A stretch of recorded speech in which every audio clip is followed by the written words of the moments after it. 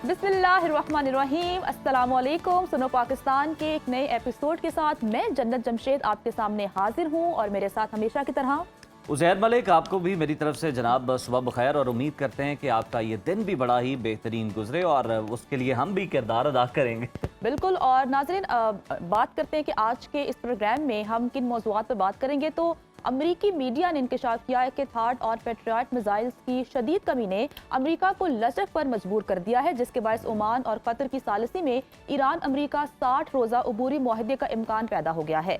दूसरी जानिब पाकिस्तान में सोलर सार्फिन के लिए हुकूमत ने बड़ा यू टर्न लेते हुए शाम की औकात में बिजली खरीदने पर इजाफी 18 से 22 रुपए फी यूनिट की नई ऑफर पेश कर दी है, जबकि लिथियम बैटरीज को ग्रिड से जोड़ने की तैयारी है। कराची के मी रजा केस में सीसीडी ने स्मार्ट वॉच अनलॉक करके डिलीट शुदा डाटा बरामद कर लिया है, जिस पर पुलिस सर्जन ने पोस्टमार्टम रिपोर्ट और शवाहिद में तजाद पर दोबारा पोस्टमार्टम के इशारे दिए हैं। और आज हम मारूफ भारतीय माहिर नफ्सियात डॉक्टर की खुदकुशी के दिल दहला देने वाले वाक़े पर भी बात करेंगे कि डिप्रेशन, एंजाइटी और बर्नआउट की अलामात और जहनी सेहत कितनी इंपॉर्टेंट है। साथ ही खवातीन और लड़कियों में आयरन की कमी, हार्मोन्स की खराबी, थकन और हड्डियों की कमजोरी का देसी और हर्बल हल भी आपको बताएंगे। और साथ ही रिस्क में बरकत, कारोबार की तरक्की, कर्ज से निजात की दुआएं और शरई आदाब भी जानेंगे। तो बिला ताखिर अपने पहले सेगमेंट की जाने प्रोग्राम का बाकायदा आगाज कर लें। तो अमरीकी मीडिया ये दावा कर रहा है कि अमरीका और ईरान एक 60 रोज़ा अबूरी माहदे के करीब पहुंच चुके हैं। कतर ने मुसविदा भी शेयर करने का दावा किया है। दूसरी तरफ ईरान ने वाज़ेह किया कि आबनाए हुर्मुज़ पर ओमान से मुज़ाकरात का अमरीकी डील का कोई ताल्लुक नहीं है। ईरान का सख्त मौक़िफ़ है कि जब तक अमेरिका अपनी फ़ौजी नाकाबंदी और खिलाफ वर्जियाँ ख़त्म नहीं करता, रास्ता मुकम्मल तौर पर नहीं खुलेगा। और इस जारी कशीदगी का सबसे हैरान कुन पहलू ये है कि अमरीकी मीडिया खुद इंकशाफ कर रहा है कि मुसलसल 5 माह से जारी इस जंग में अमरीकी फ़ौज के थार्ड, पेट्रियट और टोमोहॉक जैसे जदीद तरीन दिफाई और हमलावर मिसाइल्स के ज़खायर खतरनाक हद तक ख़त्म हो रहे हैं। इस खींचातानी का नतीजा क्या निकलेगा? क्या वाकई अगले चंद घंटों में कोई अबूरी मुआहदा मुमकिन है? इन्हीं तमाम पहलुओं पर बात करने के लिए हमारे साथ मौजूद हैं साबिक सफ़ी मंसूर अहमद खान साहब। अस्सलाम वालेकुम सर, वेलकम टू सुनो पाकिस्तान।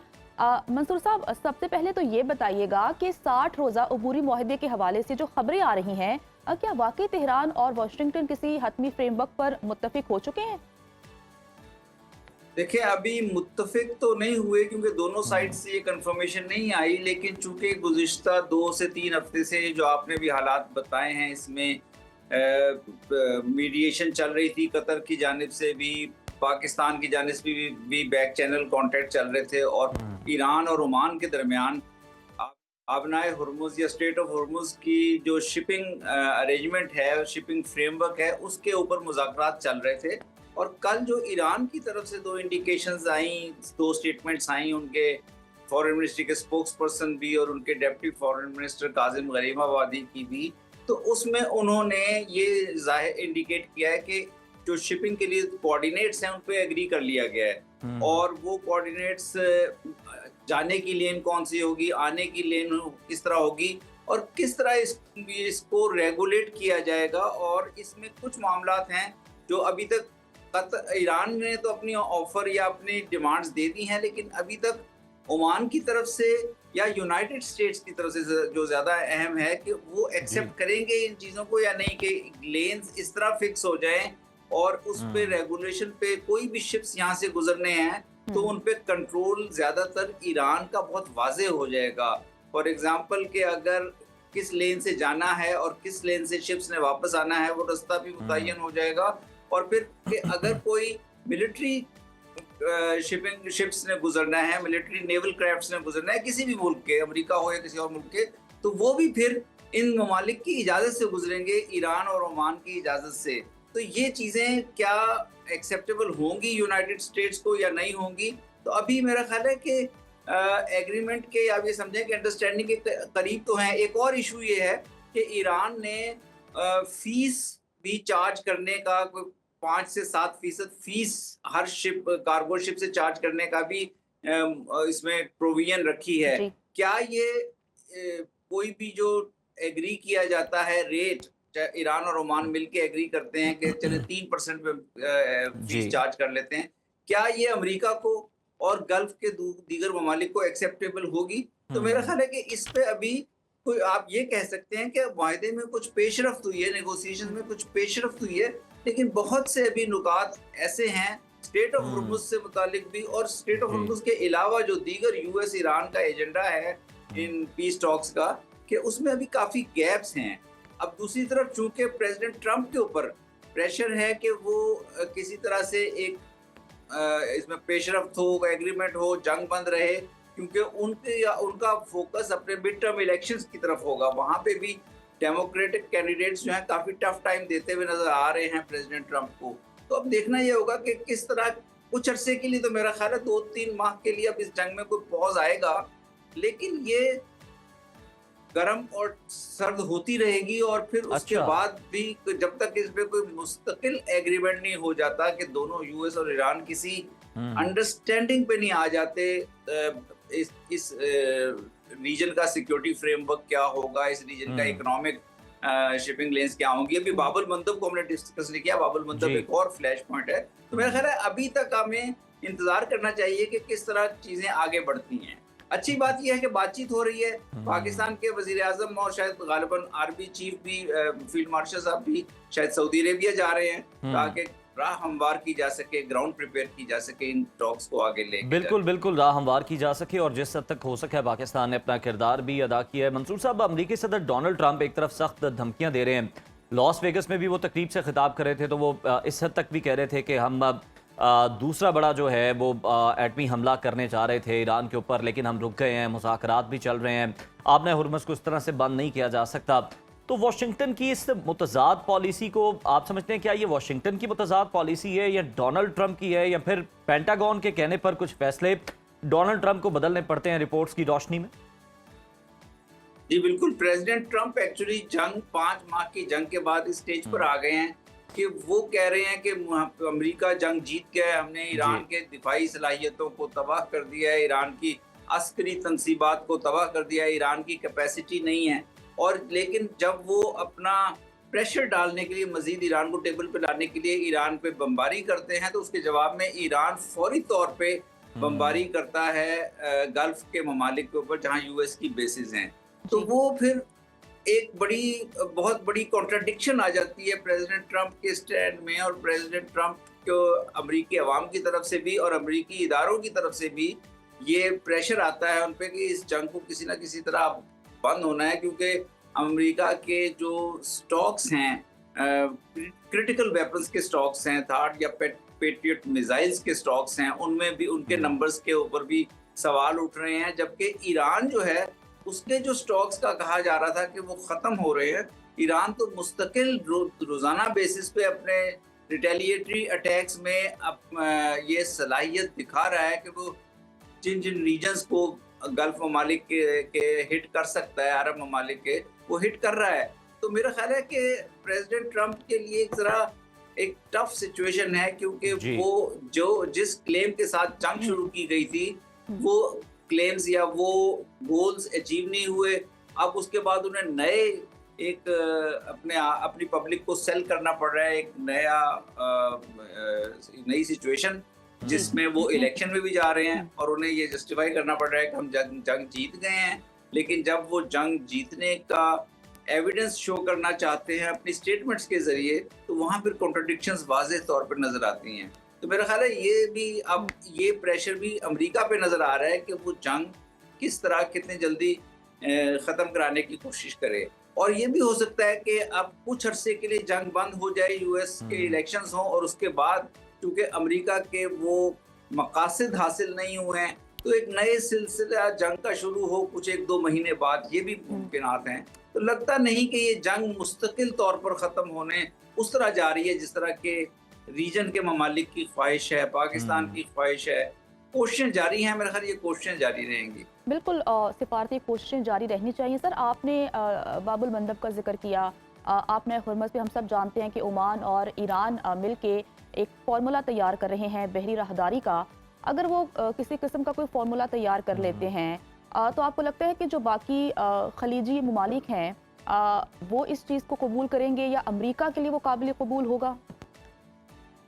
देखें, अब जो नया फॉर्मूला तैयार होगा आबना आपने हुर्मुज हुर्मुज का, स्ट्रेट ऑफ हुर्मुज का, तो इससे एक बात तो वाज़ेह हो गई है कि 28 फरवरी से पहले वाली जो सिचुएशन है वो अब एप्लीकेबल नहीं होगी, वो वैलिड नहीं होगी। यानी चीज़ें 28 फरवरी से पहले जब यहाँ पे शिपिंग एक फ्री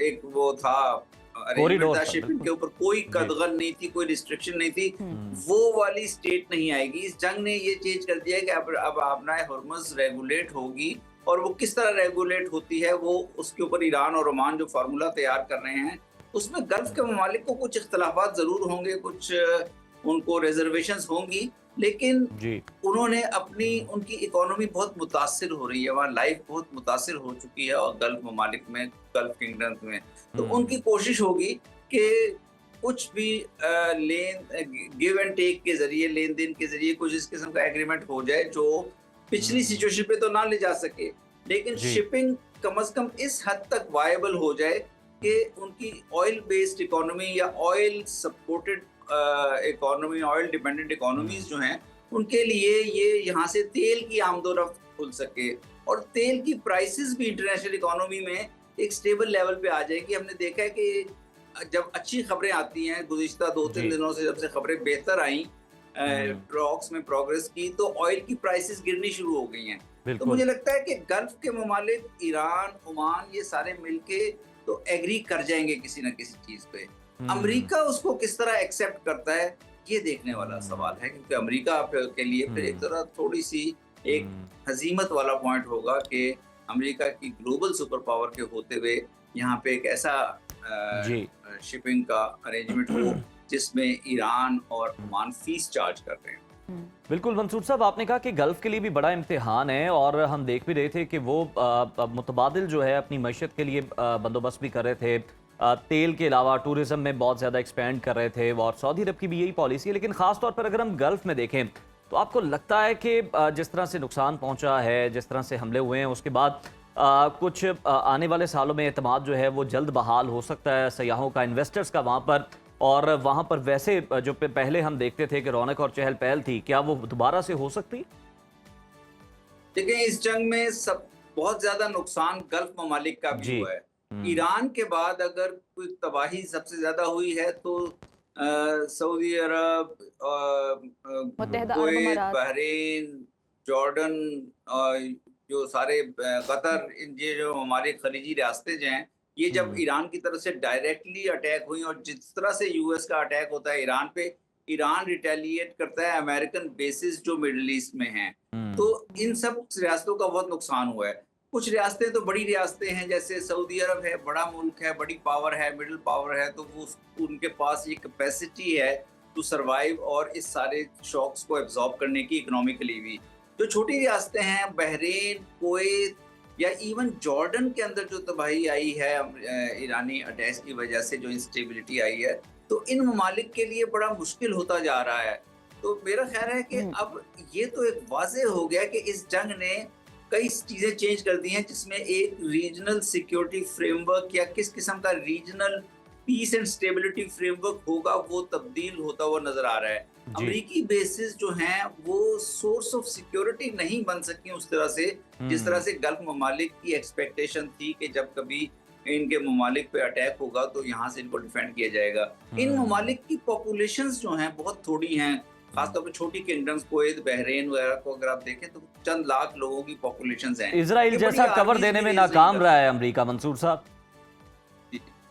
तो ये बिल्कुल सिक्योरिटी इनको नहीं दी जा सकी, और इस वजह से मेरा ख्याल है कि अब एक नया रीजनल सिक्योरिटी फ्रेमवर्क आएगा, और यहाँ पे जो कंट्रीज हैं, सऊदी अरेबिया या पाकिस्तान या इवन इजिप्ट है या तुर्की है, इन ममालिक का रोल जो है वो बढ़ जाएगा, और ईरान का रोल बहुत अहम हो जाएगा इस एक कलेक्टिव सिक्योरिटी फ्रेमवर्क बनाने में आइंदा के सालों के लिए। बिल्कुल सर, आप सही कह रहे हैं कि गल्फ कंट्रीज में जितनी भी अमरीकी बेसिस मौजूद थी, वो कहीं ना कहीं वो सिक्योरिटी नहीं दे सकी जो कि उन्हें उम्मीद थी कि जब भी उन पर अटैक होगा तो जो अमरीकी बेसिस हैं वो इतनी मुतहरिक होगी कि वो उनको महफूज बना सके या महफूज रख सके। बल्कि उल्टा उनके टारगेट्स जो हैं वो हिट किए हैं ईरान ने। बहुत शुक्रिया। साबिक सफीर मंसूर अहमद खान साहब हमारे साथ मौजूद थे, इस सारे मामले पर अपना एनालिसिस भी दे रहे थे और हम देखें कि बिल्कुल अब कुछ माहौल में बेहतरी आई है किसी हद तक तो।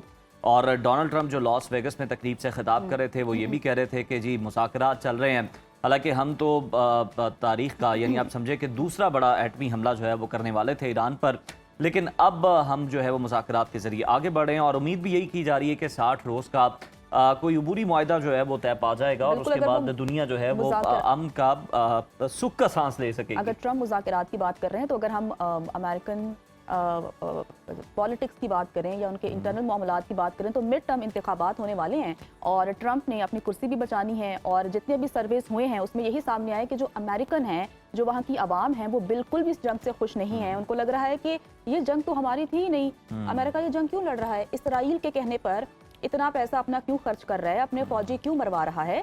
तो चूंकि मिड टर्म इंतखाबात आने वाले और डोनाल्ड ट्रंप हीट भी फील कर रहे हैं। आप ये देखें ना, अब ऑयल मार्केटिंग कंपनियों के हवाले से उन्होंने कहा कि ये नाजायज मुनाफाखोरी कर रही हैं और जंग को बुनियाद बनाकर अब बिला वजह जो है वो कीमतें बढ़ाई जा रही हैं। तो इस पर भी वो नाराज हैं क्योंकि ऑब्वियसली उन्हें पता है कि इस नाराजगी का जो असर है वो आवाम पर पड़ा है और आवाम जो है वो फेस कर रही हैं और मुझे जो है मिड टर्म में ये भुगतना भी पड़ सकता है। क्योंकि अब बात ट्रंप की अपनी कुर्सी पर आ गई है तो इसलिए वो कह रहे हैं अब तो मुज़ाकरात होंगे और अच्छी बात है, मुज़ाकरात होने चाहिए। लेकिन जैसा कि मंसूर साहब कह रहे थे कि मुस्तकिल हल होता हुआ ये मसला नज़र नहीं आ रहा। ट्रंप की ये आदत रही है कि वो आज बोलेंगे मुज़ाकरात, 10 दिन बाद वो हमला कर देंगे।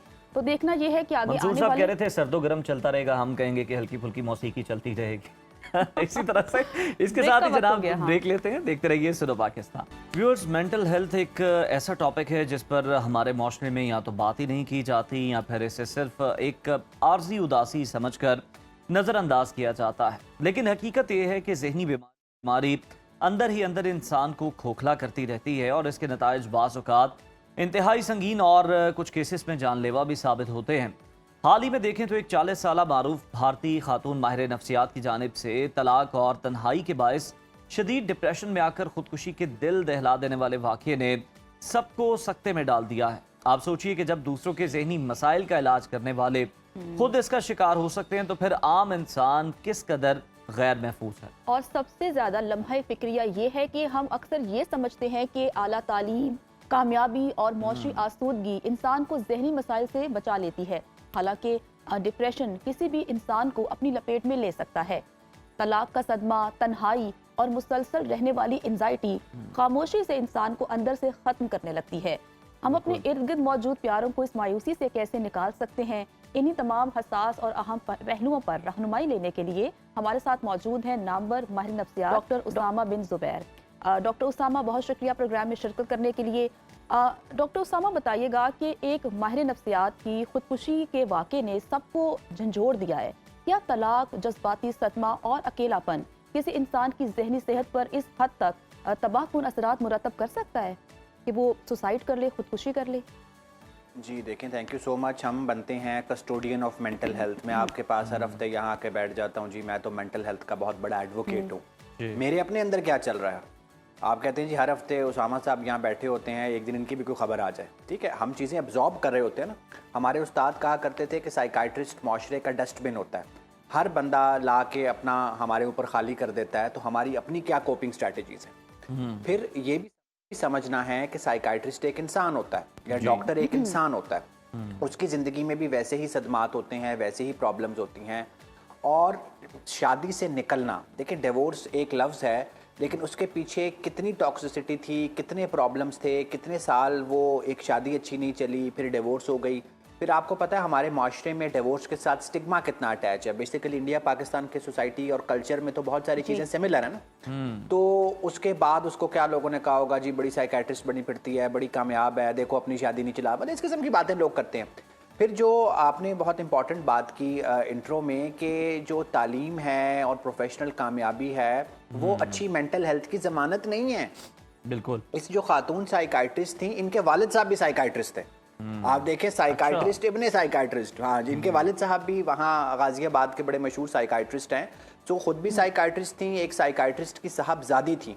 आपको अगर याद हो तो तकरीबन 5 साल पहले मुल्तान में भी ऐसा वाक़या हुआ था कि हमारे एक बहुत सीनियर साइकाइट्रिस्ट थे, उन्होंने उनकी जो बेटी साइकाइट्रिस्ट थी उसको गोली मार के फिर खुदकुशी कर ली थी। ये वाक़या हमारे मुल्तान में 5 साल पहले हुआ था। जो उनकी बेटी थी वो मेरी कॉलीग थी। सो इसका ये मतलब हुआ कि साइकाइट्रिस्ट होना, डॉक्टर होना, पढ़ा लिखा होना, ये हरगिज़ आपको इम्यूनिटी फराहम नहीं करता मेंटल हेल्थ प्रॉब्लम से। सो ये जानना बहुत ज़रूरी है, ख़ास तौर पे हमारे माशरों में, कि जो पढ़े लिखे लोग हैं वो किन मसाइल से गुजर रहे हैं। बिल्कुल डॉक्टर उसामा, और ऐसी कौन सी अगर हम कहें कि सिम्टम्स हैं या फिर बेसिक इंडिकेटर्स हैं जो ये बताते हैं कि मरीज़ खुदकुशी के बारे में सोच रहा है और इसे फौरी तौर पर अगर हेल्प आउट ना किया गया तो ये कोई खुदा न खास्ता इंतहाई कदम उठा सकता है किसी भी वक्त? देखिए, हम कुछ चीज़ों को ना बड़ा लाइट लेते हैं। हमारी किताब ये कहती है कि सिर्फ खुदकुशी करने का इजहार, ज़िंदगी ख़त्म करने का इजहार सबसे बड़ा प्रेडिक्टर है कि वो बंदा ज़िंदगी ख़त्म कर देगा। सो उसको आपने लाइट हरगिज़ नहीं लेना। उसको अगर आप लाइट लेंगे तो प्रॉब्लम बहुत ज़्यादा बढ़ जाएगी। हम कहते हैं यार ऐसे ही कह रहा है, थोड़ा परेशान होगा, प्रॉब्लम्स में होगा। खुदकुशी के इजहार को, ज़िंदगी ख़त्म करने के इजहार को लाइट नहीं लेना। फिर आजकल हम हर चीज़ सोशल मीडिया पे देखते हैं ना, फेसबुक देखते हैं, इंस्टाग्राम देखते हैं। तो अगर आपके प्यारे, आपके अजीज़, आपके दोस्त ज़िंदगी से मायूसी की पोस्ट लगा रहे हैं और ख़ुदकुशी के बारे में ख्यालात का इजहार कर रहे हैं, ऐसी सेलिब्रिटीज़ की पोस्ट शेयर कर रहे हैं जिन्होंने खुदकुशी की थी, तो आपके कान खड़े हो जाने चाहिए। ओह, बिल्कुल ठीक। डॉक्टर साहब बात कर रही थी कि हमारे आसपास जो लोग होते हैं, जो कि हमारे फैमिली के लोग भी हैं, हमारे कॉलीग्स हैं, हमारे दोस्त हैं, कैसे पता चलेगा कि वो मायूसी का शिकार है या खुद को नुकसान पहुंचाने लगे? क्योंकि कहीं ना कहीं कोई बताता तो नहीं है कि भाई मैं बड़ा परेशान हूँ या मुझे बड़ा दुख है या मैं मरना चाहता हूँ। अक्सर आपने देखा होगा कि बहुत से ऐसे लोग जो खुदकुशी करते हैं वो बड़े खामोश होते हैं और वो महफिल में बड़े खुश होते हैं, लेकिन पता चलता है उसने तो अपनी जान दे दी। तो कैसे पता चलेगा कि वो एंजाइटी का शिकार है, डिप्रेशन का शिकार है? कैसे उनके साथ कम्युनिकेट करना चाहिए कि वो आपको बता सकें कि उनको ये प्रॉब्लम है? देखिए, एक तो स्माइलिंग डिप्रेशन भी होता है ना, तुम इतना जो मुस्कुरा रहे हो, क्या गम है जिसको छुपा रहे हो। तो बहुत सारे गम अंदर छुपे होते हैं, लेकिन ये याद रखें पेशेंट सिग्नल देता है। बहुत सारी रिसर्चेज हुई हैं कि खुदकुशी करने वाले लोगों ने 1 हफ्ता पहले ही अपने जीपी को और बहुत सोने 2 हफ्ते पहले अपने साइकाइट्रिस्ट को दिखाया होता है। तो वो हेल्प के लिए आ रहे होते हैं, इवन प्रोफेशनल से मिस हो रहा होता है। दूसरा, एक पूरा स्पेक्ट्रम है। अमूमन ऐसे नहीं होता कि एक बंदा सुबह उठता है और वो खुदकुशी कर लेता है। पहले वो स्ट्रेस में होता है, फिर वो डिप्रेशन, एंजाइटी का शिकार होता है, कई दफ़ा ड्रग्स आ रही होती हैं। खुदकुशी तो एक कॉम्प्लिकेशन है, जिस तरह हम अक्सर बात करते हैं कि शुगर की वजह से गुर्दे फेल हो जाते हैं, इसी तरह डिप्रेशन, एंजाइटी की वजह से खुदकुशी आती है। तो इसके बहुत सारे बायोलॉजिकल, साइकोलॉजिकल और सोशल फैक्टर्स हैं। बायोलॉजिकल क्या है कि अंदर नफसियाती या जिस्मानी बीमारी चल रही है। साइकोलॉजिकल क्या है कि आप होपलेसनेस का शिकार हैं, आपको आगे कुछ नज़र नहीं आ रहा। जिस टाइम खातून डॉक्टर साहबा का रिलेशनशिप ख़त्म हो गया, शायद प्रोफेशन में भी प्रॉब्लम्स चल रही हों, आगे आपको सब डार्क नज़र आता है। और फिर सोशल फैक्टर्स, डिवोर्स या स्पाउस की डेथ, ये दोनों फैक्टर्स हैं जिसके बाद एडजस्टमेंट में सबसे ज़्यादा प्रॉब्लम आती है। डॉक्यूमेंटेड फैक्ट है। तो ये बड़ा हाई रिस्क ग्रुप है कि आप अगर सोसाइटी में भी हैं, देखिए मेरे तक तो वो आएगा जो लाइन क्रॉस कर चुका है, बड़ी देर के बाद आएगा। आपके जो इर्द गिर्द लोग हैं, अब आपको आज समझ आ गई कि यार अगर किसी की डिवोर्स हुई है, किसी के स्पाउस की डेथ हुई है, तो वो जितना भी पढ़ा लिखा है वो हाई रिस्क है। अगर वो एक डॉक्टर है, वो इंजीनियर है, वो पायलट है, वो एक्टर है, तो ये प्रोटेक्टिव फैक्टर नहीं है। अगर उसकी बीवी मरी है, शौहर मरा है या डिवोर्स हुई है, तो उसको बहुत ज़्यादा सपोर्ट की ज़रूरत है। फिर वर्क प्लेस हैरासमेंट, हमने वो कोयटा वाली डॉक्टर साहबा का भी जिक्र किया था जिनको कत्ल कर दिया गया था। बिल्कुल। सो आप देखें कि डॉक्टर्स महफूज नहीं हैं, जो बहुत पढ़ा लिखा तबका है वो महफूज नहीं है। बायोलॉजिकल चीज़ें हमारे हाथ में बहुत ज़्यादा नहीं है अगर किसी ने बीमार होना है, लेकिन जो सोशल फैक्टर्स हैं कि स्टिग्मा को कम किया जाए, मदद मांगने को आम किया जाए, और ये सोचा जाए कि जिस तरह आपकी आंख बीमार हो सकती है, आपकी नाक ख़राब हो सकती है, जिस्म का कोई हिस्सा ख़राब हो सकता है, इस तरह जहन में भी कुछ केमिकल इम्बैलेंस हो सकता है, जिसकी टाइम पे हेल्प ले लेंगे तो आप इससे बच जाएंगे। और मैं हमेशा कहता हूँ मेरे सबसे मुश्किल मरीज़ डॉक्टर्स होते हैं। आम आदमी, पढ़ा लिखा आदमी दवाई भी खा लेगा, थेरेपी भी ले लेगा। डॉक्टर्स को ये बताना, समझाना कि यार आपकी मेंटल हेल्थ डिटोरिएट कर रही है, दुनिया का सबसे मुश्किल काम है। ओह बिल्कुल। डॉक्टर उसामा, अगर हम डॉक्टर्स की भी बात कर लें, माहिर नफ्सियात की भी बात कर लें, या वो अफराद जो किसी ऐसे प्रोफेशन के साथ लिंक्ड हैं, काम कर रहे हैं जहाँ पे वो सिर्फ लोगों को सुन रहे हैं, लोगों के मसले सुन रहे हैं, लोगों की परेशानियाँ सुन रहे हैं। अब माहिर नफ्सियात जिस तरह से आपके बिहाफ पे बात करें, आप बड़े लंबे सेशंस भी चलते हैं आपके पेशेंट्स के साथ और पूरा पूरा दिन भी चलते हैं, तो मतलब आप लोग सुन रहे हैं और अगर अपना आप को मसला जो है वो किसी को कन्वे नहीं कर पा रहे, बता नहीं पा रहे, तो ये कितना खतरनाक होता है फिर आपके लिए? देखिए, ये याद रखें ना, आपको हर काम से ब्रेक चाहिए। आपकी बैटरी चार्ज होगी तो, अब जिस तरह फोन है, जब चार्जिंग खत्म होगी चार्ज करेंगे तो आगे चलेगा। ठीक है जी। मैं आपको अपनी मिसाल दे देता हूँ। पिछले हफ्ते मैं आप लोगों को ज्वाइन नहीं कर सका, मैं सेशल्स एक ट्रिप पे था। मैंने 3 महीने के बाद 8 दिन की ब्रेक रखी हुई थी, मैं वहां पे था कि यार बस थैंक यू वेरी मच, अब एक ब्रेक लेनी है, अब एक ब्रेक लेनी है। तो अपनी बैटरी चार्ज होगी तो आगे वो यूज होगी। फिर ये बात समझनी कि यार सेल्फ केयर का जो कॉन्सेप्ट है, ये आज का टेक होम मैसेज है कि सेल्फ केयर, अपना ख्याल, आप अपने आप के हैं तो अपने मरीजों के हैं, अपने बीवी बच्चों के हैं, सोसाइटी के हैं। आप अपनी ज़ात में मुतमईन नहीं हैं, आप अपना ख्याल नहीं रख रहे हैं, तो आप किसी के नहीं हो सकते। जी। अच्छा डॉक्टर सामा, आपको आवाज़ आ रही है? अच्छा डॉक्टर सामा, जी, आ रही है। हम ना तन्हाई की बात कर रहे हैं कि अक्सर लोग तन्हाई की वजह से जहनी दबाव या मनफी ख्यालात की तरफ जाते हैं, लेकिन आजकल मैं देख रही हूँ कि सोशल मीडिया पर ऐसा कंटेंट बनाया जा रहा है जहाँ पर तन्हाई को ग्लैमराइज किया जा रहा है कि अगर आप तन्हा हैं तो बड़े मजबूत इंसान हैं, अगर आप तन्हा रह सकते हैं, तन्हा जाके खाना खा सकते हैं, जाके चाय पी सकते हैं, या आप अपनी हर चीज़ खुद से कर सकते हैं, तो आप बड़े मजबूत इंसान हैं, आप इमोशनली बड़े स्ट्रॉन्ग हैं। ऐसा है क्या? ये जो ट्रेंड देखिए, सोशल मीडिया ऐसा पे देख हरगिज़ रहे नहीं हैं, है। आज जी। का दूसरा टेक होम मैसेज है, human being is all about connections. इंसान राबतों के बगैर सरवाइव कर ही नहीं सकता। इंसान Full stop। सोशल एनिमल है। बिल्कुल आप सही कह रहे हैं। बिल्कुल। और देखिए जापान में अक्सर बहुत सारे लोग जापान में लोगों की लंबी जिंदगी की मिसाल देते हैं। जी। वो ताल्लुकात फैमिली के अलावा भी बनाने पे जोर देते हैं कि यार फैमिली, हम अक्सर कहते हैं यार शादियों पे पुप्पियां नाराज हो जाती हैं, जो फैमिली के रिलेशनशिप्स हैं वो कई दफ़ा उतने हेल्दी नहीं होते। आपके बहन भाई माँ बाप जज्बाती होते हैं, तो आपने फ्रेंडशिप्स क्रिएट करनी है, एक्विंटेंसेस क्रिएट करनी है, अपने इर्द गिर्द लोगों से कनेक्शंस रखने हैं। जो तन्हाई को ग्लैमराइज करता है वो हरगिज़, देखें वो कोई 10 लाख में से एक बंदा होगा जो तन्हा रह के कोई बहुत अच्छा शेर क्रिएट कर लेगा, कोई बहुत अच्छी पेंटिंग क्रिएट कर लेगा। बाकी जो 9,99,000 लोग हैं उनको कनेक्शंस चाहिए। जो मैंने पहले बात की कि आपकी बैटरी चार्ज होती है, आपकी बैटरी कनेक्शन से चार्ज होती है। जी। जब आप किसी एक दोस्त से मिलते हैं, आप किसी का हाथ पकड़ते हैं, आप किसी से अच्छी बातचीत करते हैं, लाइक माइंडेड ग्रुप्स बनाए। जब हम कहते हैं जी कि हम तो, मेरा एक पेशेंट थे मोरक्को में, मैंने कहा जी आप यहाँ लोगों से मिलते हैं? उन्होंने कहा नहीं मैं तो बहुत हाई पोस्ट पे हूँ, तो यहाँ तो अमूमन लोग डंकी लगा के आए होते हैं, लोग रेट, तो मैं तो किसी से मिलता ही नहीं। अच्छा। तो अब आप ये देखें ना कि आपको अगर अपनी तरह के लोग फिर ढूंढें कि यार जो आपकी तरह सोचते हैं, एक लाइक माइंडेड ग्रुप्स। आजकल फ्रेंडशिप्स का कॉन्सेप्ट भी कम हो गया, लाइक माइंडेड का कॉन्सेप्ट है। यार एक तरह सोचने वाले लोग देखें, उनसे बात करें और फिर डिफरेंस को भी एक्सेप्ट करें कि यार एक बंदा डंकी लगा के भी आया हुआ और आज बहुत बड़ी कंपनी के सीईओ हैं, तो उसके साथ भी कुछ गपशप आपकी हो सकती है। और डॉक्टर साहब, ज्यादातर इन लोगों के पास जो ये आइसोलेशन का शिकार होते हैं या खुद से उन्होंने अपने आप को आइसोलेट किया होता है, उनकी पास दलील यही होती है कि जी अच्छी कंपनी नहीं है, लाइक माइंडेड लोग नहीं है, या फिर जमाना जो है वो बड़ा शातिर है, तो इसलिए हम अकेले रहने को प्रेफर करते हैं। बहुत धोखे मिले हैं, बस अब हमने सोचा है कि हम अब अकेले रहेंगे। तो डॉक्टर उसामा हमारे जी मुकम्मल कीजिए। ब्लैक और वाइट थिंकिंग से जिंदगी नहीं चलती ना। हर इंसान बहुत सारी खूबियों, और हमारा मसला यह है कि हम पैकेज एक्सेप्ट करने को तैयार नहीं। चाहे इंसान का है, चाहे जगह का है, चाहे रोटी, हम कहते हैं हर चीज हमारी मर्जी के हिसाब से। ऐसे नहीं हो कॉम्प्रोमाइज सकता। नहीं।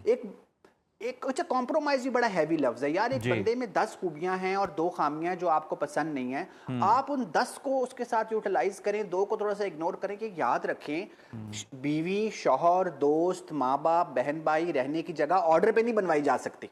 ये वो पैकेज है जिसको कॉन्स के साथ एक्सेप्ट करना पड़ेगा। हमारा प्रॉब्लम यह है कि हम टॉलरेट करते हैं, हम एक्सेप्ट नहीं करते। सो टॉलरेट ना करें, चीजों को एक्सेप्ट करें। इन डॉक्टर साहिबा ने भी अपनी डिवोर्स को टॉलरेट किया होगा, एक्सेप्ट करके आगे नहीं बढ़ी होंगी। अब तो सब जाहिर स्पेकुलेशंस ही हैं।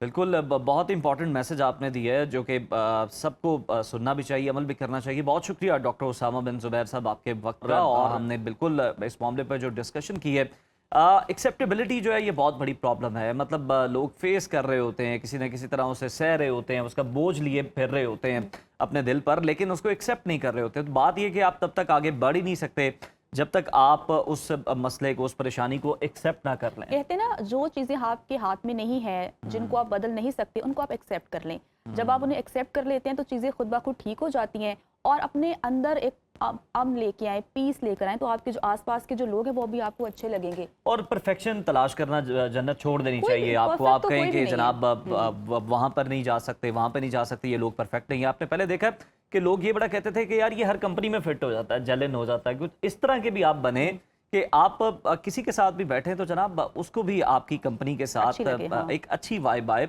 और बिल्कुल जी, इस तरह की ये जो आइसोलेशन है जिसको ग्लोरीफाई किया जा रहा है, ये बिल्कुल गलत चीज़ है। आप बिल्कुल कनेक्ट करें लोगों के साथ। आप कोई हेल्दी एक्टिविटी करने भी जाते हैं तो कोई इस तरह की हेल्दी एक्टिविटी आप देखें कि जिसमें लोग हों, आपकी कोई कन्वर्सेशन हो वहाँ पर, जो कि आपके माइंड के लिए, आपकी बॉडी के लिए बहुत ही अच्छी है। और अगर आप देखें, थोड़ा सा सेल्फिश होना बनता है। अगर आप खुद अच्छे हैं ना, तो फिर आप सबको अच्छा क्वालिटी टाइम भी बिल्कुल दे आपने सकें। कंपनी की बात की है। शहरों में तो सब बहुत बिजी हैं, लेकिन अगर आप देहातों की तरफ जाएं तो आज भी वहां पर लोग रात के टाइम बैठते हैं, बातें करते हैं, इसलिए वो लोग खुश हैं, वो एक दूसरे के साथ कनेक्ट हैं। तो कहीं ना कहीं ये जो हमें कहा जाता है ना कि आप अकेले रहें, इमोशनली इंटेलिजेंट आपको बिल्कुल होना चाहिए, लेकिन अपने आप को अकेले रखना, तन्हा रखना और इसे ग्लैमराइज करना बिल्कुल भी ठीक नहीं है। इंसान चूंकि सोशल एनिमल है, इंसान को दूसरे इंसान की ज़रूरत है। और अगर आपको लग रहा है कि आपकी मेंटल हेल्थ ठीक नहीं है, आप एंजाइटी का शिकार है, तो फौरी तौर पर आपको मदद के लिए किसी को कहना चाहिए, डॉक्टर के पास जाएं, अपने घर वालों से बात करें, अपने दोस्तों से बात करें। अब ब्रेक का वक्त हो गया है, वापस आएंगे ब्रेक के बाद। आप देखते रहिए सुनो पाकिस्तान। तो ब्रेक के बाद आपको वेलकम कहते हैं। नाजरीन, मुल्क में नेट मीटरिंग के बजाय नेट बिलिंग का नया निज़ाम मुतारिफ कराए जाने के बाद से सोलर सार्फिन और हुकूमत के दरमियान एक अजब कशमकश देखने को मिल रही है। सार्फिन ने अब ग्रिड पर इन्हिसार खत्म करके लिथियम बैटरीज के जरिए अपने हाइब्रिड सिस्टम्स लगाने शुरू कर दिए हैं। इसका नतीजा ये निकला कि डिस्पोज को मिलने वाली इजाफी बिजली बंद हो गई और हुकूमत के लिए शाम के पीक आवर्स में 26,000 मेगावाट की मांग पूरी करना भी एक चैलेंज बन गया है।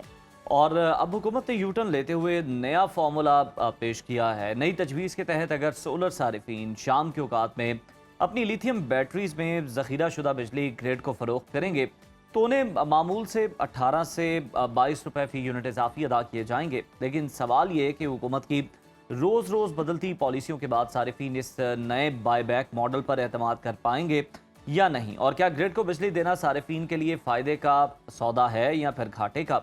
इन्हीं तमाम सवालात को लेकर चलते हैं। जनाब हमारे साथ स्टूडियो में मारूफ सोलर सेलर शहाब कुरैशी साहब, बहुत शुक्रिया शहाब साहब आपके वक्त का। शहाब साहब, पहले तो ये बताएं कि ये जो फैसला है, ये जो रोज़ नई पॉलिसी आ जाती है, ये कितना कंफ्यूज करती है, और लोग जो हैं अभी एक चीज़ के लिए तैयार हो रहे होते हैं और आप एक नई पॉलिसी लाकर पेश कर देते हैं, और ये फ़ायदे का सौदा है, घाटे का सौदा है।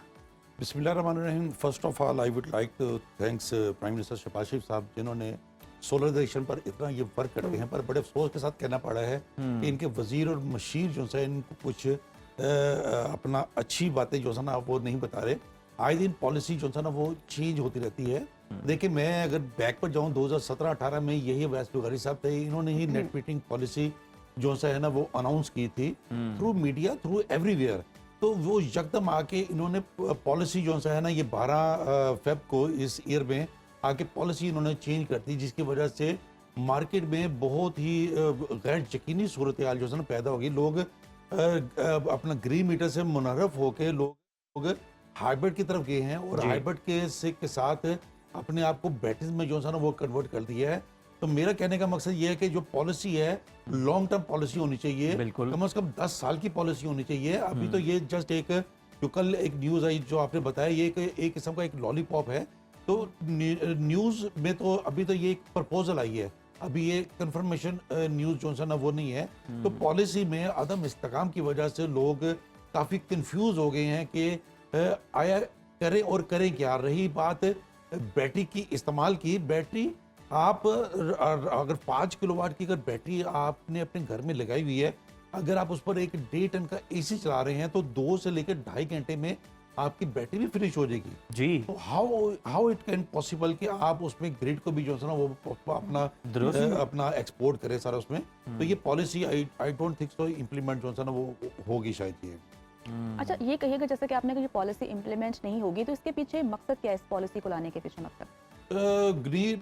ग्रीन एनर्जी का जो सब बेसिकली कंसेप्ट ये है कि पहले तो देखिए, पहले तो ये हमें पीछे देखना चाहिए कि आपको ये नेट मीटिंग में हो क्या रहा है। नेट मीटिंग में आप गवर्नमेंट से ले रहे हैं 50 या 45 के राउंड अबाउट, और गवर्नमेंट को आप दे रहे हैं 8 या 9 रुपए में। इसमें इतना बेनिफिशियल काम नहीं है।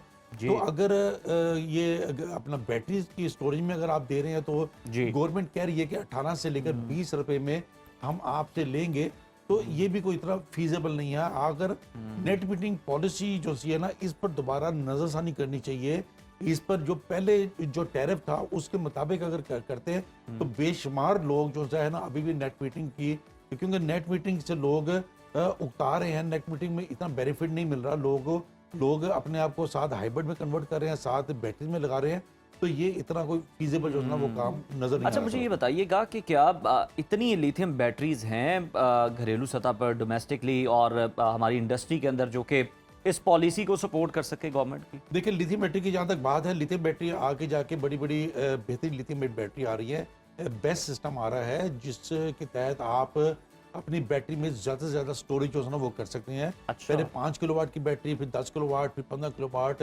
अभी 32 किलोवाट की बैटरी भी आ रही है, अभी हाई वोल्टेज बैटरीज भी आ रही हैं। जो ये काम मुमकिन है इंडस्ट्री के लेवल पर। जी। अगर कोई बड़ी इंडस्ट्री है वो अगर बैटरी स्टोरेज अगर अपना बड़ा बनाना चाहती है तो उसके मुताबिक ये एक्स्ट्रा, अगर रात को उन्होंने यूज नहीं करनी तो एक्स्ट्रा इलेक्ट्रिसिटी वो एक्सपोर्ट भी जो है ना वो कर सकते हैं। सही। पर मेरा कहने का मकसद सिर्फ ये है कि पॉलिसी जो सी है ना वो वंस अ टाइम होनी चाहिए। अगर ये इम्प्लीमेंट हो जाता है तो तमाम सार्फिन इस पर मूव हो जाएंगे, बाद में से कोई पता नहीं है। लेकिन अब पॉलिसी बदल रही है, किसी के साथ 10 साल मुआहदा है, किसी के साथ 7 साल है, किसी के 5, तो सारे ही कंफ्यूज बैठे हुए हैं। सारे कंफ्यूज बैठे हैं, इसलिए मैं यही कह रहा हूँ, मैं अपने हर प्रोग्राम में यही जोर देता हूँ, कम से कम पॉलिसी 10 साल की पॉलिसी जो है ना वो होनी चाहिए। राइट। पॉलिसी अगर देखें, ये अभी 12 फरवरी को उन्होंने फरमान जारी कर दिया कि अभी नेट मीटरिंग की पॉलिसी ये नहीं होगी और ये होगी। लोगों ने ना प्रिपरेशन की थी, उसके बाद बैटरी अपना शॉर्ट हो गई, लोगों ने ना प्रिपरेशन की हुई थी, ना कुछ और किया हुआ था। जो भी पॉलिसी अगर आपने कोई चेंजिंग करनी है तो उसको 2 साल, 1.5 साल, 2 साल को टाइम दें। तो आउट ऑफ कंट्री में भी ऐसा ही होता है कि आप जब तक टाइम उनको अपना दे दें ताकि उसके मुताबिक सार्फिन या कस्टमर जो है प्रिपरेशन अपनी जो है ना वो कर ले सर्विस। बिल्कुल ठीक है। अच्छा, ये कहिएगा कि जो सोलर सार्फिन के लिए इस नए टाइम ऑफ यूज़ फ्रेमवर्क को कामयाब बनाने के लिए हुकूमत को क्या इकदाम करने चाहिए ताकि ये कामयाब हो जाए? मेरे ख्याल में ये कामयाब होगी नहीं। अच्छा। आप ये बात कर रही हैं, ये तो ये पॉलिसी अगर हो- चेंज नहीं होगी, इम्प्लीमेंट तो होगी ना फिर? नहीं, ये अभी प्रपोजल आई है, अभी इस पे वर्किंग नहीं होगी। लोग क्या करेंगे, लोग अपना पावर बैंक बढ़ाएंगे, लोग अपना बैटरी जो है ज्यादा से ज्यादा लगाएंगे ताकि इससे जो है ना वो फायदा जो है इसमें तब फायदा होगा जब आप एक्सपोर्ट का प्राइस जो है ना वो थोड़ी हाई करेंगे, तब लोगों को इसमें कोई बेनिफिट जो है ना वो मेरे ख्याल में नजर आएगा सर। अच्छा शाहब साहब, हम देख रहे हैं कि जो लिथियम बैटरीज हैं यहाँ पे भी बन रही हैं, आप भी डिस्कस करते हैं कि बड़ी अच्छी कंपनीज भी बना रही हैं, रिकॉर्ड वो इंपोर्ट भी हो रही हैं, तो मतलब ये सारी भी अगर आपको बड़ा खर्चा भी कर लें, अच्छी बैटरीज भी लगा लें, तो हालांकि सिस्टम तो इस तरह का नहीं है, लेकिन क्या आप ग्रिड से कभी आज़ाद हो सकते हैं? ऐसा ख्वाब भी देख सकते हैं? देखिए जी, ग्रिड, मैं तो पहले भी ये कहा था कि पीटीसीएल वायर आपको आजकल जगह जगह लटकी नजर आ रही हैं। इस तरह बिजली की तारें भी आपको ऐसे ही नजर आएंगे अगर गवर्नमेंट या नेपरा सार्फिन को अगर सपोर्ट नहीं करेंगे, अगर उनके साथ कोऑपरेट नहीं करेंगे, तो ये पावर बैंक लेंगे, पावर बैंक के साथ अपनी बिजली स्टोर करेंगे और रात के पीक टाइम या ऑफ टाइम में ये इलेक्ट्रिसिटी कंज्यूमर जो है ना वो इस्तेमाल करेगा। तो इससे काफ़ी हद तक जान भी छूट जाएगी, क्योंकि देखें अपना इलेक्ट्रिसिटी जो सा बिल है, अभी बिलिंग में भी लोगों को बेशुमार शिकायत आती हैं, बिलिंग के टैरिफ जो है ना वो आए दिन बढ़ते रहते हैं, जायद बिलों की वजह से लोग बहुत परेशान हैं। तो लोग इससे उकता गए हैं इलेक्ट्रिसिटी बिल की वजह से, काफ़ी परेशान है। इसलिए बैटरी स्टोरेज के जरिए अपना निज़ाम जो है ना वो आसानी तरीके से, पहले आम बैटरी जो है वो थी पानी ली जिसको बैटरी कहते थे, उस पर इतना ज्यादा लोड नहीं चलता, वो साल ही वो चलती थी, हाँ, वो 1.5 साल में बंदा पानी चेंज करने के कश्मीर में वो पानी भूल गया तो बैटरी जो है ना वो फाड़े हो गई। तो लिथियम एंड बैटरी बेसिकली अच्छी तो है, इसका अपना बैकअप भी ज्यादा है, इसकी लाइफ भी ज्यादा है। सही। अभी इसकी जगह पर सोडियम आयन बैटरी भी जो है ना वो अपना आ रही है, पर अभी पाकिस्तान में नहीं आई, ये आउट ऑफ कंट्री अभी जो है ना इस पर एक्सपेरिमेंट हो रहा है। उसकी लाइफ थोड़ी सी ज्यादा है, इसकी लाइफ भी ज्यादा है।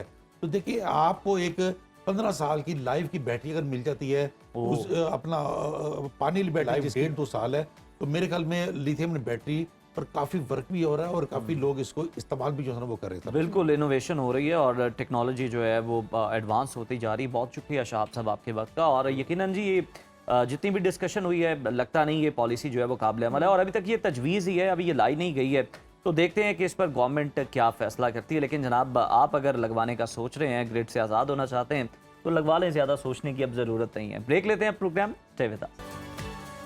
व्यूअर्स, रिस्क की तंगी, कर्ज का बोझ और कारोबार में बंदिश या नुकसान वो मसाइल हैं जिनसे आजकल बहुत से लोग डबरदास्मा हैं। इन परेशानी और मुसलसल आजमाइशों में इंसान अक्सर जहनी सुकून खो बैठता है और किसी रूहानी सहारे की तलाश में रहता है। बिल्कुल उज़ैर, और दीन इस्लाम ने हमें ना सिर्फ मेहनत और हलाल ज़राए इख्तियार करने की तालीम दी है, बल्कि कुरान और सुन्नत में ऐसे मसनून अस्कार और दुआएं भी बताई गई हैं जो रिस्क में बरकत, कर्ज से निजात और दिल को पुरसकून रखने का बेहतरीन जरिया है। इन्हीं तमाम रूहानी और दीनी पहलुओं पर रहनुमाई लेने के लिए हमारे साथ स्टूडियोज में मौजूद हैं नामवर मजहबी स्कॉलर शफीकुर रहमान साहब। अस्सलाम वालेकुम सर। कारी साहब, अब मुल्क के ख़राब मौशी हालात ने आम पाकिस्तानी को ना शदीद मुतासिर कर दिया है। बताइएगा कि रिस्क में इस वक्त जो लोग तंगी का शिकार रहे हैं, इसकी सबसे बड़ी वजूहात क्या हैं? बिस्मिल्लाहिर्रहमानिर्रहीम। अद्दीनुन नसीहा, दीन इस्लाम ही सरापा खैर और राह नजात है। तो ज़हर भाई, बात की जाए कि रिज़्क कैसे आएगा और उसमें बरकत कैसे होगी, सबसे पहले यह है कि आप जब तक अपनी मुलाजमत में, अपनी तजारत में और अपनी मईशत में, और मईशत चाहे निजी सतह पे है, इज्तिमाई सतह पे है, इस्लामी उसूलों को और ज़मीनी तकादों को, अच्छा, दो लफ्ज़ बोल रहा है, इस्लामी उसूलों को नहीं अपनाते और ज़मीनी तकादों को नहीं अपनाते, आप जितना भी कमा लें, सब कुछ कमा के भी आप बेबरकत रिज़्क कमा रहे हैं। जी, सबसे पहली चीज़ यह है, या अय्युहल्लज़ीना आमनू ला ताकुलू अम्वालकुम बैनकुम बिल बातिल। जितने भी मुलाजमत पेशा तबका है या ताजर और या इसी तरह इल्म हुनर फ़न के साथ वाबस्ता लोग हैं, उनको सबसे पहले बुनियादी तौर पे ईमानदार और ज़िम्मेदार आदमी अपनाना चाहिए। ईमानदार और ज़िम्मेदार जब बंदा बनता है, उसके बाद दूसरी बुनियादी चीज़ यह है कि सच्चाई और दयानत, ये मेरी ज़ात का ज़ाती हिस्सा होनी चाहिए। ठीक। और मेरा और आपका लाजमा होना चाहिए। अल्लाह के रसूल ने फरमाया, देखे दो लफ्ज़ अल्लाह के रसूल ने फरमाया, फ़इन सादा का, अगर ताजर आदमी सच बोलेगा, व बय्यना, और बात सीधी सीधी खरी साफ करेगा, बूरी का लाहुमा, दोनों के रिज़्क में बरकत डाल दी जाए। बिल्कुल ठीक। दो लफ्ज़ में पूरी इस्लामी मईशत खड़ी, सादा का व बय्यना, और एक लफ्ज़ में पूरी हराम कारी खड़ी है, ला ताकुलू अम्वालकुम बैनकुम बिल बातिल। अपने अमवाल ना बातिल तरीके से कमाओ और ना ही उसे बढ़ाओ और ना ही उसे खिलाओ, बच्चों को खिलाओ। और बातिल में क्या है? सबसे पहले यह है कि बंदा बेईमान हो, दूसरे नंबर पे यह है कि वो झूठा हो, और इसी तरह तीसरे नंबर पे यह है कि वो सूदी कारोबार करने वाला हो, और चौथे नंबर पे यह है कि माल के हराम हलाल उसके हुकूक अदा करने वाला ना हो, हराम का ख्याल ना करे, हलाल का ख्याल ना करे।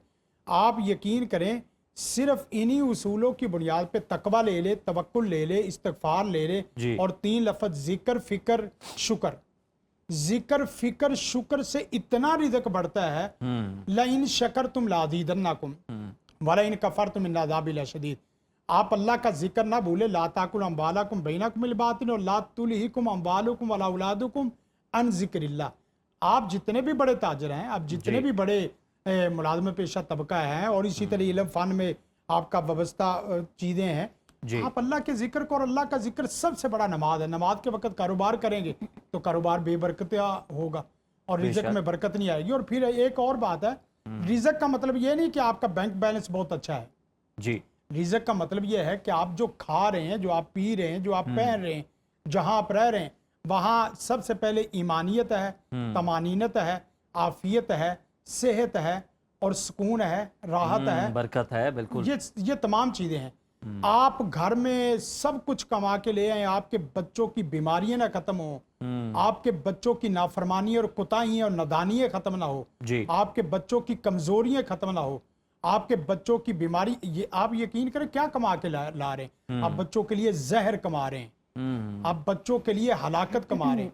हाँ, आप जितना भी कमाएं जी, उसमें एक तो यह है कि अल्लाह ताला आपको बेजा बीमारी का शिकार नहीं होने देता, बेजा मुसीबत नहीं आने देता, बेजा आपको आजमाइशों का शिकार नहीं करता, बेजा आपको किसी इस तरह के मसाइल नहीं आते, और बेजा ऐसे फंक्शनों में शुमार नहीं आपको होने देता कि जिनमें आपको आपके ऊपर वो क़यामत बन जाए, आपके लिए वो मसला ईमान को खतरा हो ईमान आपके। को अच्छा कारी साहब, जहाँ से बात शुरू हुई थी वहीं पे अगर जाया जाए, आपने कहा देखें इस्लामी उसूलों के मुताबिक होना चाहिए, और फिर जो मौजूदा ज़मीनी तकाज़े हैं या हालात हैं, हकाइक हैं, उसके मुताबिक। लेकिन वो कहते हैं कि इस्लामी तरीके से चलें तो वो हम इम्प्लीमेंट नहीं कर सकते। ज़्यादातर जो हमें नज़र आता है, जो कहा जाता है, जो बहाना बनाया जाता है, और जो फिर ज़मीनी तकाज़े देखें तो वो फिर यही है कि झूठ ना बोले तो काम नहीं चलता, और हम जब तक हेरा फेरी ना करें तो तब तक मुनाफा नहीं कमाया जा सकता, और थोड़ा बहुत तो करना पड़ता है ऊपर नीचे। इस तरह की बातें सुनने को मिलती हैं। देखें, इस्लाम ज़मीनी मज़हब है। इस्लाम कोई हवाई और जिन्नाती और फ़दाई बेशक। मज़हब नहीं है। इस्लाम दीन ज़मीनी तक। लेकिन ये जो अपनी तशरीह कर लेते हैं, वो तशरीह क्या, सैयदना अब्दुर्रहमान बिन औफ को देखे, सैयदना उस्मान ज़ुन्नुरैन को देखे, सैयदना अनस रज़ियल्लाहु ताला अन्हु को देखे। इस वक्त भी बड़े बड़े ताजर जितने भी हैं, उनके पीछे कोई ना कोई बुनियादी ऐसा उसूल है कि जिसने जो कुरान और सुन्नत से उन्होंने इख्तियार किया है। मसलन आप सच बोलें, ये मुमकिन ही नहीं है कि ये सच ज़मीन के साथ उसका ताल्लुक नहीं है। सच अगर ज़मीन का नहीं है तो फिर कहाँ का है? और ये कहना कि इसका ज़मीन में उस तरह झूठ बोलने से या इस तरह काम करने से तिजारत नहीं चलती। आप यकीन करें, मेरे पास 2 ताजर आए, कहने लगे कि हफ्सा 30 साल हो गए आज मार्केट में बिजनेस करते हुए। अच्छा, 30 साल में मैं अपनी जमानत देता हूँ और मैं कसम उठा के कह सकता हूँ कि मैंने 30 साल में एक भी झूठ नहीं बोला होगा।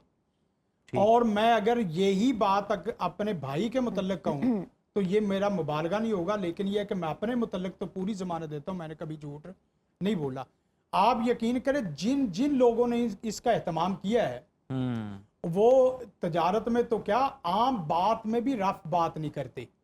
जिन लोगों ने सच सीखा है, यहाँ सच सिखाने वाली जरूरत है। सच बोलने से नहीं आता, सच सीखने से आता है, और बरकत उसे समझने से आती। बरकत होती क्या है? मसलन एक आदमी वो एक खुश्क टुकड़ा रोटी का लेके बैठा है, पानी का गिलास लेके बैठा, तो उसका मतलब ये नहीं हम वो ही पुराने दौर में लेके जा रहे। आप यकीन करें, उससे रिज़्क़ कितना बढ़ता है। और फिर साथ साथ आप जिक्र में दुआ करें जी, अल्लाहुम्मा ला मानी लिमा अतैत वला मूती लिमा मनात वला यनफउ ज़ल जद्दी मिनकल जद। या अल्लाह ये कहता है कि झूठ से रिज़्क़ नहीं चलता, ये कहता है झूठी कस्में उठाने से रिज़्क़ नहीं मिलता। जिसे तू अता करने को आए ना, उसे कोई रोक नहीं सकता, बेशक। और जिसे तू रोकने को आए उसे कोई दे नहीं सकता। ये इतनी बड़ी दुआ है। आपका कोई हासिद रिज़्क़ बंद कर दे, आपका कोई जादूगर रिज़्क़ बंद करने की कोशिश करे, आपका कोई ऐसा दुश्मन है कि दोस्त दुश्मन बन के आया हुआ है, आप ये दुआ पढ़ना शुरू कर दें, आपका रिज़्क़ आसमान की बुलंदियों में, पहाड़ की चोटियों में भी अल्लाह खींच के ले आएगा। सुभान अल्लाह। और एक और बहुत ज़बरदस्त दुआ है कि नबी कायनात सल्लल्लाहु अलैहि वसल्लम ने फरमाया साथ, अल्लाहुम्मा इन्नी औज़ु बिका मिन ज़वालि नेमती, अल्लाहुम्मा इन्नी औज़ु बिका मिन ज़वालि नेमती। ये बार बार लफ्ज़ पढ़ते रहे। पूरी दुआ पढ़ना भी चाहे तो वो पूरी दुआ भी है, लेकिन एक दुआ, एक तो है कि आपका रिज़्क़ इस दुआ की बरकत से आपकी जॉब नहीं छूटेगी, इस दुआ की बरकत से आपका रिज़्क़ कम नहीं होगा, इस दुआ की बरकत से आपके रिज़्क़ को ज़वाल नहीं आएगा, इस दुआ की बरकत से आपका रिज़्क़ बीमारी का शिकार नहीं होगा, और इस दुआ की बरकत से आपका रिज़्क़ बेबरकती का सबब शिकार नहीं होगा। कितना एक लफ्ज़ अल्लाह मिन्नी औज़ु बिका मिन ज़वालि नेमती। और फिर अगर आप बड़ी सोच के मालिक हैं, या अल्लाह मेरे इल्म को भी ज़वाल ना आए, और मेरे ईमान को भी ज़वाल ना आए, मेरी इज्जत को भी ज़वाल ना आए, मेरे बिजनेस को भी ज़वाल ना आए, और मेरी सेहत को भी ज़वाल ना आए। ये तो आपकी सोच है। कारी साहब देखा जाए तो ये तो उसके शायान शान है ही नहीं उसकी ज़ात के कि जो दे दिया तो वो वापस लेगा। ये हमारे अपने अमाल ही हैं, हमारी अपनी जो है खराबी है। मिन शैइन फहुव युखलिफु। अल्लाह को आप कर्जदार बना के देखे सही।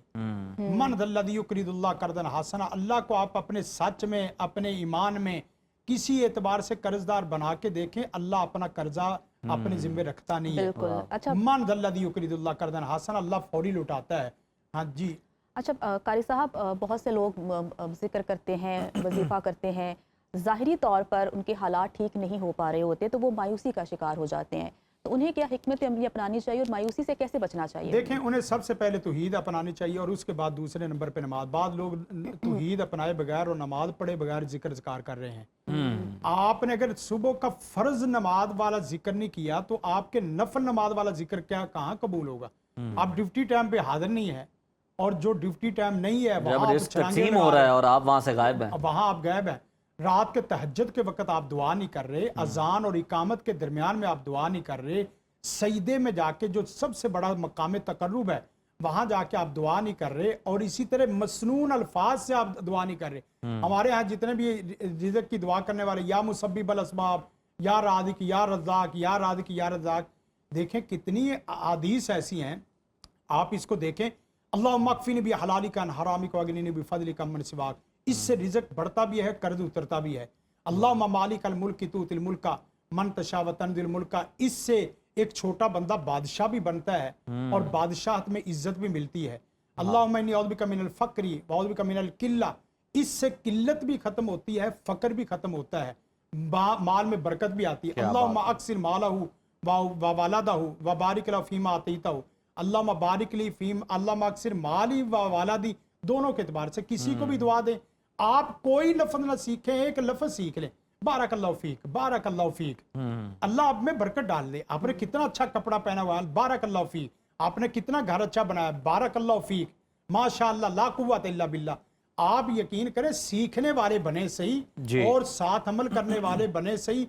ये इस्लाम ज़मीनी इस्लाम है और हकीकी इस्लाम है, और इसमें कोई रुतबो याबस नहीं है। आप इनको अपनाएंगे, यकीन करें कि आप एक छोटे से कुल्हाड़े की मिसाल ले लें। अल्लाह के रसूल ने एक छोटा सा कुल्हाड़ा दे के उसने कहाँ रिज़्क़ मिला है। एक आदमी ने जिस वक्त ज़कात की बात आई तो अल्लाह के रसूल ने अपना कासिद सफ़ीर भेजा, तो वो 1 साल का बछड़ा बनता था ज़कात के लिए। तो वो ज़कात लेने वाला जिस वक्त आया, उसने कहा कि आप अल्लाह के रसूल के कासिद हैं, सफ़ीर है, तो मेरा ये 1 साल का बछड़ा बनता है, मैं आपको ये नहीं देना चाहता, हिक्का दूंगा 4 साल का जानवर। ठीक। वो कहने लगा, नहीं, अल्लाह के रसूल का मुझे हुक्म है कि जो ज़कात बनती है उससे ज़्यादा नहीं तलब करनी। ठीक। उसने कहा, नहीं, मैं अल्लाह के रसूल के कासिद को ये ज़कात देते हुए वैसे मुझे शर्म आती। आप यकीन करें, ईमानदारी से जिस वक्त तो उसने ज़कात अदा की, अगले साल आया तो अगले साल ज़कात लेने के लिए 50 सिक्के, यानी 1 साल का बछड़ा बन रहा था 1 साल पहले, और अगले साल ज़कात दे रहा 50 सिक्के 4-4 साल के ऊंट और गाय। आप अंदाजा करें कितनी ज़कात बन की। इसका मतलब है कि चंद ऊंट सिर्फ ज़कात अदा करने से सैकड़ों नहीं हजारों जानवर बनते हैं। आप जिस तरह भी आ जाएं, हत्ता कि ये उसूल तो अब काफर वेस्ट में सारे लोग अपनाना शुरू हो गए हैं। मसलन फर्ज करें, बैंक में सबसे बुनियादी जो चीज है वो क्या है कि वो अपने आप को अमीन साबित करता है। भले वो यहूदी हो, भले वो ईसाई हो, भले वो गैर मुस्लिम हो, वो अपने आप को अमीन साबित करता है। आपका सरमाया महफूज है, आपका सरमाया महफूज। और ये अमानत, ला दीन लिमन ला अमानत लो, ये किसका वसफ है? इस्लाम की तालीम है, इस्लाम का है। आप अगर काफर को ये तालीम अपनाते हुए देखेंगे तो वो जमीन में ग्राउंड नहीं, वो पूरी गेम ही खेल रहा है वही।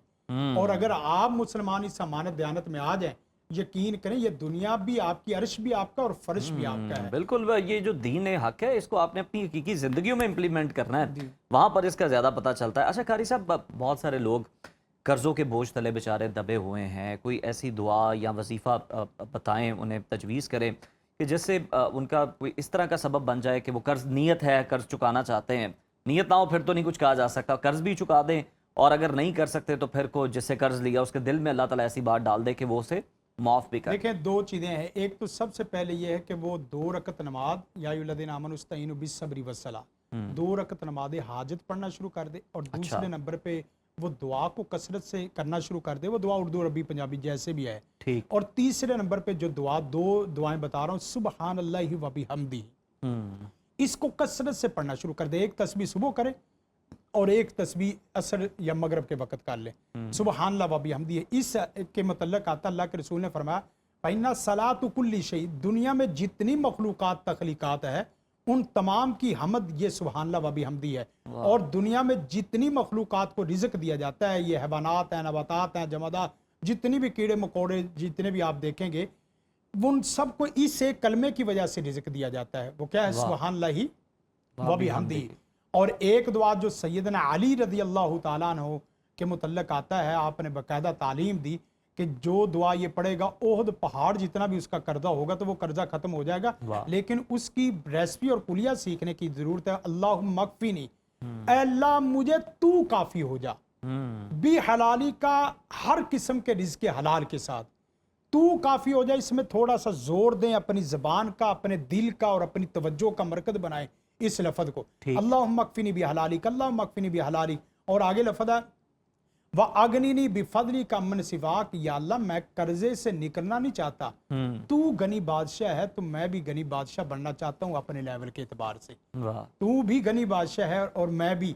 आप यकीन करें सैयदना अनस रदी अल्लाह तआला अन्हु के मतलब आता है, सैयदना अली रदी अल्लाह तआला अन्हु से तो ये रिवायत है कि फरमाते हैं कि इतना कर्जा था कि कोई गली बाजार चौक चरस्ता ऐसा नहीं था जहां मैंने कर्जा न देना ना हो, लेकिन इस दुआ की बरकत से अल्लाह ने इतना रिज़्क दे दिया कि शुमार से बाहर कभी जिंदगी में गिन नहीं सका। वाह कितनी बड़ी बात है। अल्लाह मगफिनी भी हलाली का हरामी को अग्नि ने फजली का मनसवा।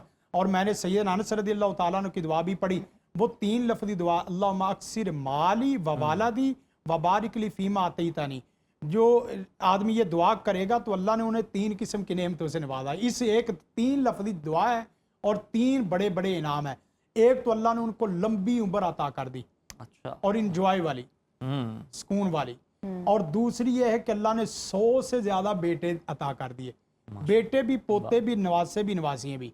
और तीसरे नंबर पे अल्लाह ने माल शुमार से बाहर कर दिया। वाह। आप अंदाजा करें कि माल वाफर हो, इज्जत बहुत ज्यादा हो, और इधर से कोई दादा कह के बुला रहा हो, और इधर से कोई बाबा कह के बुला रहा हो, इधर से कोई नाना कह के बुला रहा हो, और इधर से कोई, आप अंदाजा करें कि कितनी रहमत और नेमत भरा ये घर है, और कितनी उस घर में खैरो बरकत है और खैरो भलाई है।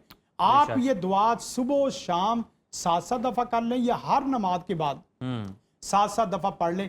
आप यकीन करें कि अल्लाह की रहमत और नेमत को और अपनी दौलत और शोहरत और इज्जत को अपनी आंखों से आता हुआ बारिश की तरह महसूस करें। इंशाल्लाह इंशाल्लाह। बहुत शुक्रिया कारी साहब आपके वक्त का, और हमेशा की तरह बहुत ही ज़बरदस्त दुआएं जो हैं वो आपने सिखाई भी हैं, और इन मसाइल से किस तरह से आपने निकलना है, अल्लाह ताला से मांगना है तो क्या आपका तरीक़ेकार होना चाहिए, किस कदर आपको आजिज़ होना चाहिए, अल्फाज क्या होने चाहिए, और इसके साथ साथ अगर हम देखें तो आपकी नीयत किस तरह से होनी चाहिए, आपकी डीलिंग इस दुनिया में कैसी होनी चाहिए, ये सारी चीज़ें लिंक हैं आपके रिस्क के साथ, आपके मामलात के साथ, आपके मसाइल के साथ। तो इन पर तवज्जो दें, इंशाल्लाह ताला आपके जितने भी मसले हैं वो ज़रूर हल होंगे। अभी वक्त हुआ है ब्रेक का, देखते रहिए सुनो पाकिस्तान। व्यूअर्स, किसी भी खुशहाल और मुस्कुराते ख़ानदान की असल बुनियाद उस घर की औरत की सेहत पर कायम होती है, सारा दारोमदार ही उस पर होता है। लेकिन अफसोसनाक बात यह है कि हमारे माशरे में ख़वातीन हमेशा दूसरों का ख्याल रखते रखते अपनी सेहत को सबसे ज़्यादा नज़रअंदाज कर देती हैं, सेल्फलेस होती हैं। यही वजह है कि आजकल हर दूसरी औरत आयरन की शदीद कमी, हार्मोन्स के गैर मुतवाज़न होने, हड्डियों के दर्द और हर वक्त रहने वाली थकावट की शिकायत करती नजर आती है। बिल्कुल उज़ैर, और इसका फिर नतीजा ये निकलता है कि हमल और ज़चगी के मराहिल में औरतों में कमज़ोरी बहुत ज़्यादा हो जाती है। और इससे भी अहम बात यह है कि कुदरत ने रोज़मर्रा की ग़िज़ाओं और जड़ी बूटियों में ऐसी अनमोल ख़जाने रखे हैं जो हमारे हार्मोन्स को भी मुतवाज़न रख सकते हैं और जिस्मानी ताकत भी बहाल कर सकते हैं। तो हमारे साथ मौजूद हैं मारूफ हर्बलिस्ट नैयर आपा साहब, आपा साहिबा। हाँ जी, वालेकुम अस्सलाम, अल्हम्दुलिल्लाह। ठीक ठाक है आप? अल्हम्दुलिल्लाह। अच्छा आपा, आपने देखा होगा कि आजकल ना खवातीन में ना आयरन की बहुत कमी है, हाँ। लेकिन खवातीन को पता नहीं है। हाँ जी। अक्सर आपने देखा होगा खवातीन ना छोटी छोटी चीजों को जरा नजरअंदाज कर देती हैं, लेकिन आजकल ये प्रॉब्लम इतनी सिवियर हो चुकी है कि हर 10 में से 2-3 खवातीन ऐसी हैं जिनको ये आयरन की कमी है। तो सबसे पहले देखने वालों को बताइएगा कि सिम्टम्स क्या है, कैसे पता चलेगा किसी खातून में आयरन की डेफिशिएंसी है? हाँ जी, बिल्कुल। एक तो शादी के बाद की जो है वो बात आ जाती है, शादी से पहले ही, ठीक है, बच्चियां जिनमें जो है वो आयरन की डेफिशिएंसी है या कोई भी विटामिन वगैरह की कमी है, बाल झड़ रहे हैं, बाल गिर रहे हैं, ठीक है, कोई अभी शादी नहीं हुई, चेहरे के ऊपर जो है वो बहुत ज़्यादा झाइयाँ आ रही हैं, कमज़ोरी है, बॉडी में पेन है, नज़र वीक हो रही है, कोई भी जो है वो काम करते हुए दिल नहीं लगता काम करने को, वो वाली जो है वो यानी कि जिस्म में चुस्ती या फुर्ती अगर आप कहें तो वो चीज़ नहीं है, एक्टिव नहीं है, कि यानी कि एक काम कह दो अच्छा करती हूँ 100 दफ़ा जो है वो सोच के तो उठना। तो उसमें ये है कि ये सारी जो है वो एक तो नीयत की बात आ जाती है ना कि आजकल के बच्चे मोबाइल लेके बैठे हुए हैं और अपने जो है वो गेम खेल रहे हैं या कोई फिल्म देख रहे हैं और दिल नहीं कर रहा। इसके अलावा अगर बच्चा एक्टिव था और ये वाली प्रॉब्लम्स आ गई हैं तो फौरन से पहले आप जो है वो, हम खवातीन की बात कर रहे हैं, तो अगर बच्चियां हैं जिनका साइकिल सिस्टम जो है वो स्टार्ट हो गया हुआ है और ये वाली प्रॉब्लम स्टार्ट है, तो फौरन से पहले बहुत सस्ती तरीन, अभी हम दूसरी अपनी रेमेडीज में जाने से पहले जो कि बेहतरीन है, जिसके 100% ऑथेंटिक रिजल्ट है, और इसका जिक्र अहादीस मुबारका में भी है। हब्बुल इरशाद, अच्छा, ठीक है, हब्बुल इरशाद या हलीम सीड इसको बोलते हैं। ये इस तरीके से बारीक बारीक जिस तरह राई होती है, ये वाले इंतहाई सस्ते तरीन आपको जो है वो एक पाव अच्छा। तकरीबन 2 या 250 रुपए के आपको मिल जाएंगे। इसको आपने यूज किस तरीके से करना है, आपने क्या करना है, आधी चाय की चम्मच 1 गिलास पानी के अंदर रात को भिगो दें। सुबह में उठ के आप जो है वो ब्लेंड करें, इसका टेस्ट अच्छा करने के लिए, क्योंकि हल्का सा बिटर सा इसका टेस्ट होता है, हल्की सी कड़वाहट है इसमें, इसकी लेस जेल टाइप ये बन जाएगा। तो आपने क्या करना है, थोड़ा सा बेशक इसमें हनी और लेमन ऐड करके ये अगर आप पीना शुरू कर देते हैं, खासकर बच्चियां जिनका जो है वो साइकिल सिस्टम स्टार्ट हो गया, या किस टाइम जिनके पीना है? बाल वगैरह गिर रहे हैं और बॉडी में आयरन की कमी हो रही है, निहारमू ये आप 1.5 महीना जो है वो इसको पहले कंटिन्यू ले ले। फिर आप क्या करें कि हर महीने में 8 दिन के लिए इसको यूज करना शुरू कर दें। अच्छा। तो इंशाल्लाह खासकर अपना साइकिल सिस्टम स्टार्ट होने से पहले 8 दिन पहले शुरू करें और उन डेज के अंदर ले लें।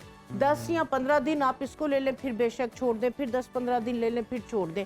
आप देखेंगे इससे एक तो जो है वो आयरन की अगर आपकी बॉडी में कमी आई है उसको पूरा करेगा, जॉइंट्स वगैरह में पेन है उसको जो है ये बेहतर करेगा। उसके बाद जिनका साइकिल सिस्टम बहुत ज्यादा पेनफुल है उसके लिए ये बेहतरीन है, गिरते हुए झड़ते हुए बालों को रोकेगा। और अगर शादी से पहले ही चेहरे पे जो है वो छाइयाँ वगैरह आ रही, पिगमेंटेशन आ रही, उसको भी ये खत्म करेगा। हब्बुल इरशाद या हलीम सीड सस्ते तरीन है, बेहतरीन है। तो इसको हर कोई जो है वो चाहे जो है वो 40 प्लस के अंदर मेनोपॉज स्टार्ट हो रहा है खवातीन का, वो भी ले सकती हैं, और इसको बच्चियां भी ले सकती हैं। सेफ है, कोई गर्म ठंडी इसकी तासीर नहीं है, और इसके 100% ऑथेंटिक रिजल्ट। ज़बरदस्त। अच्छा आपा, ये तो एक चीज़ के आपने फ़वाइद बताएं, बहुत सारी चीज़ें हमारे पास मौजूद हैं। बताइए कि आजकल ख़वातीन में जो मसाइल चल रहे हैं, जो वीकनेसेस चल रही हैं, कौन कौन सी चीज़ें हमारे पास मौजूद हैं जो कि बहुत बेनिफिशियल हैं, और किन के साथ उनका कॉम्बिनेशन बना के उन्हें यूज़ करना? सबसे पहले तो ये है कि हम आयरन की कमी की जो है वो बॉडी में बात, जब आयरन की कमी है तो फिर खून की भी कमी होती है, और ओवरऑल आपकी बॉडी का सारा सिस्टम डिस्टर्ब हो रहा होता है। एक चीज आपके घर में डेली बेसिस पे सब्जी आती है, आप एक गट्ठी पालक के साथ जरूर उठाएं।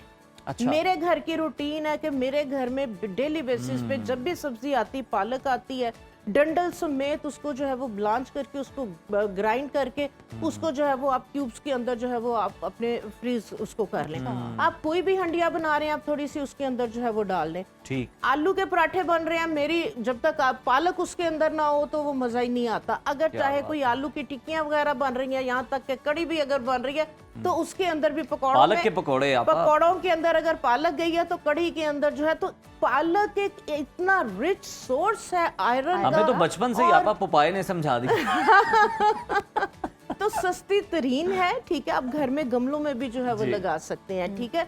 अच्छा, दूसरे नंबर पे कि अब जिस तरीके से जो है वो शादी हो गई है, बच्चियों की कंसीव कर लिया है, बेबी हो गया, उस दौरान अगर वो अपनी डाइट का, खुराक का उससे पहले और उस दौरान अगर ख्याल नहीं रखेंगे तो फिर ये डेफिशिएंसी जो है वो वक्त से पहले आपको बूढ़ा कर देगी। बच्चे को पैदा करना, मैं कहती होती हूँ, आसान है, बच्चे की तरबियत, आगे बच्चे को पालना बहुत बड़ी जिम्मेदारी है। तो एक माँ हेल्दी होगी, उसकी हड्डियां मजबूत, उसका जिस्म मजबूत होगा, तो वो अपने घर को अच्छे तरीके से जो है वो चला सकेगी।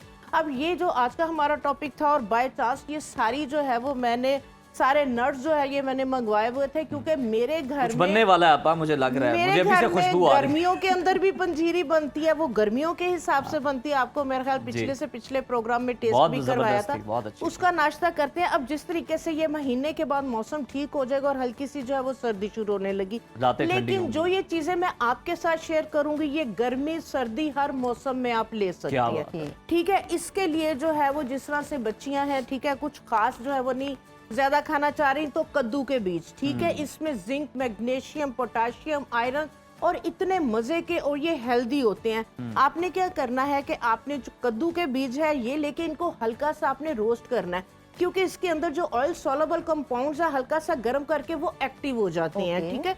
कुछ वाटर सोलबल मिनरल्स होते हैं, कुछ ऑयल सोलबल होते हैं, तो जब गर्म करते हैं तो वो फिर एक्टिव हो जाते हैं, उनका बेनिफिट आपकी बॉडी को मिलता है। आपने क्या करना है, कद्दू के बीज, सूरजमुखी के बीज, ठीक है, और सफेद तेल, ये वाले, सॉरी, ये सफेद तेल, ये वाले 3 बीज बच्चियां क्या करें, हल्का सा इसको रोस्ट करके इसका पाउडर बना लें। पाउडर बना के इसको अगर आप शहद के अंदर नहीं, खालिश अगर शहद नहीं है तो आप क्या करें कि कोल्ड प्रेस जो है वो जैतून का तेल, जैतून का तेल उतना आपने सपोज अगर 1-1 कप ये तीनों सीड्स हैं, इनको आपने हल्का सा रोस्ट करके इसका पाउडर बना के इसके अंदर आपने इतना जैतून का तेल डालना है कि ये थोड़ा सा जो उसके डिप नहीं हो, हल्का सा सारे चूस ले, सोक कर ले, सारा पाउडर जो है वो ऑयल के अंदर चला जाए। उससे ये है कि ये काफी देर के लिए सेफ भी हो जाएगा, और आपको पता है जैतून का तेल जो है वो बहुत और शेल्फ जबरदस्त लाइफ इसकी अच्छी हो जाएगी, बहुत अच्छी हो जाएगी। 1-1 कप अगर तीनों सीड है, 1 कप ये ऑयल जाएगा, और इसके अंदर सिर्फ 20 ml आपने कलौंजी का तेल जरूर डालना है। जबरदस्त। कलौंजी का तेल एंटी इन्फ्लेमेटरी है, बॉडी के अंदर आपके क्रैम्प्स है, अगर जो है वो स्वेलिंग है, अगर जैसे ऐसे फील हो रहा होता है कि कानों से धुआं निकल रहा है, पूरी बॉडी के अंदर जैसे हीट सी जो है वो हो रही है, वो कहते हैं सुइयां चुभ रही हैं, सुइयां सी चुभ रही हैं, तो ये एंटी इन्फ्लेमेटरी है जो कलौंजी का तेल है। जस्ट ये इसके अंदर 200 ml, और ये देखिए ये मैंने जो है वो पास खड़े होके चक्की पे खुद से जो है वो निकलवाया है। मैंने कोई वो ब्रांड्स की तरफ नहीं गई कि फ्लैम ब्रांड का बड़ा अच्छा या फला, मेरी अपनी भी मशीन है आजकल खराब है, तो मैं खुद जो है ये खड़ा होके मैं निकलवा के लेके आई हूँ। तो ये वाले ऑयल डाल के आप बना के रख लें। और ये कितना इंटेक करना है? 1 स्पून सुबह में आप उठे हैं, सुबह उठे हैं, 1 चम्मच आप इसका खाएं। इसके अंदर इसको मीठा करने के लिए या खजूर डाल लें, या इसके अंदर जो है वो आप वो डाल सकते हैं हनी अगर खालिश मिल जाए, किशमिश या खजूर या किशमिश, ठीक है, उसको ब्लेंड करके वो आप डाल लें। अगर टेस्ट आपको है कि थोड़ा मीठा होना चाहिए, अंजीर या खजूर बेहतरीन है। इसके साथ आपको जो बेनिफिट होगा, आपकी स्किन बहुत ज्यादा ग्लो करेगी, आपके गिरते झड़ते हुए बालों को रोकेगा, आपके बालों की ग्रोथ बहुत ज्यादा इसके साथ बेहतर होगी, और आपकी हड्डियां तो मजबूत होंगी ही होंगी। और दूसरे नंबर पे जिस तरह से हम कैल्शियम या आयरन की कमी की बात कर रहे हैं, तो तिलों के अंदर सफेद जो तिल हैं या काले तिल हैं, अगर पूरे दिन में 1 खाने का चम्मच आप ले लेते हैं, आपकी बॉडी को सारे दिन के लिए जितने कैल्शियम की जरूरत है, 1 खाने का चम्मच तिल जो है वो आपकी बॉडी को दे देता है। बेहतरीन। उसके बाद जब आप ये कि ऑयल ना निकला हो इसमें से ऑयल ना निकले, देखिए ये आपने लेके आने, पास खड़े होके फ्रेश वाले आपने लेके आने, आपने इसको स्मेल करना है। जितने नट्स हैं, अब देखिए अखरोट फ्रेश नहीं आते, मैंने अखरोट की गिरियां नहीं मंगवाई, मैंने सालम मंगवाया कि मैं खुद इसकी गिरियां निकाल पता चलेगा कि ये फ्रेश है कि नहीं? स्मेल आती है। जो पुराने होते हैं ना, उनके अंदर से ना थोड़ी सी अजीब सी, जैसे वो चीजें खराब हो जाती है, उस तरह की खराब है। जो फ्रेश होती है, फ्रेश में से उसकी अपने जो सीड्स होंगे उनकी अपनी खुशबू आएगी। ये चीज आपने लाजमी जो है वो जहन में रखनी है। और दूसरे नंबर पे लेमन, विटामिन सी भी आपकी बॉडी स्टोर नहीं करती, आपकी बॉडी को डेली बेसिस पे चाहिए होता है। और जब आप लेमन वाले पानी के साथ लेंगे, आप यकीन करें, आप इसको 15 दिन लेके देखें, हर कोई आपसे पूछेगा कि आजकल तुम कौन सा क्रीम जो है वो फेस पे लगा रही हो, कौन सी ट्रीटमेंट करवा रही हो, कौन सा इंजेक्शन लगवाया तुमने चेहरे पर इतनी जो है वो चुस्तो चौबंद, इतनी एक्टिव हर काम में, और दूसरे नंबर पे जो है वो स्किन भी अच्छी होगी। और जाहिर सी बात है, अच्छा आप चिया सीड्स भी हैं, इनकी ये इफादत बता दें। चिया सीड उन बच्चियों के जिनके हाथ पांव बहुत गर्म रहते हैं, जिस्म में हिद्दत है, जिस्म में गर्मी है, कॉन्स्टिपेशन उनको जो है वो प्रॉब्लम रहती है, गैस उनको रहती है, आपने क्या करना है, चिया सीड और तुख्मे बालंगा दोनों, ये दोनों सीड्स हैं बराबर क्वांटिटी के अंदर, और इसके अंदर गूंद कतीरा। रात को आपने क्या करना है, ये दोनों 1-1 पाव सीड और 1 पाव गूंद कतीरा को भी आप थोड़ा सा क्रश कर लें। रात को आपने 1 खाने का चम्मच 1 गिलास पानी में भिगो दें, सुबह उठ के इसको भी आप लेमन उसमें स्क्वीज करें, थोड़ा सा हनी डाल लें, और इसको आप खाली पेट लें। ये उन बच्चियों के लिए कि जिनकी बहुत ज्यादा बॉडी गर्म, चेहरे के ऊपर एक्नी, हाथ पांव में बहुत पसीना, कॉन्स्टिपेशन, ये गर्मी को, जिस्म की गर्मी को भी खत्म करेगी, गैस वगैरह एसिड को जो है वो कम करेगी। और दूसरे नंबर पे गर्मी की वजह से अगर चेहरे वगैरह पे एक्नी है वो खत्म करेगी।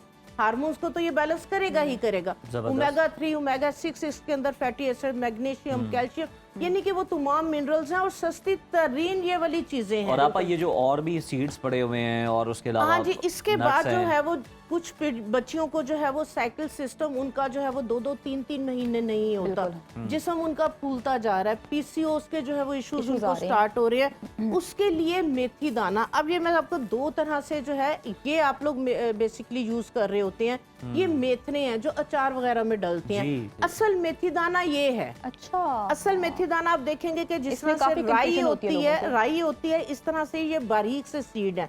इनके बेनिफिट ज्यादा है बनिस्बत इसके। ये वाला मेथी दाना शुगर वगैरह डायबिटिक पेशेंट के लिए अच्छा है, ब्लड से ग्लूकोज लेवल को जो है वो कम करता है। लेकिन हार्मोन्स को बैलेंस करने के लिए ये वाला जो बारीक वाला मेथी दाना है, ये जो है जिन बच्चियों का मैंने बताया कि 3-3 माह जो है वो पीरियड्स नहीं आते और उनका जिस्म फूलता जा रहा है, तो ये वाले जो है वो सीड्स, इसका जो है वो बेशक पाउडर बना के रख लें।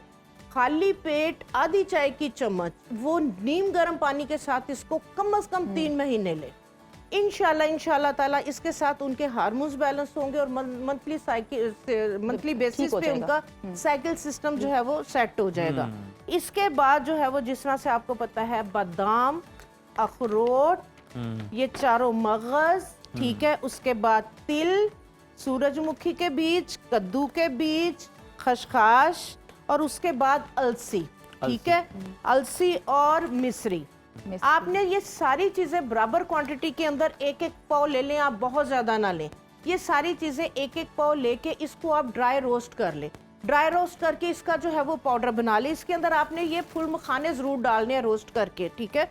तो इन सब का जो है वो आप पाउडर बना ले। ये कोई गर्म नहीं है, कोई ठंडा नहीं है, एक चीज ज़हन में रखें। ये कॉन्सेप्ट कोई गर्म कोई ठंडा और आपके वजन को भी नहीं बढ़ाएगा। बच्चियों को ये होता है कि शादी प्रेगनेंसी के बाद, डिलीवरी के बाद सॉरी, नहीं खाती हैं माएं, पंजीरियां बना के देती हैं कि हाय मोटे ना हो जाए, मोटे ना हो जाए। आप इस तरीके से मेरे बताए गए तरीके से बनाएंगे तो इंशाल्लाह ताला मोटे नहीं होंगे।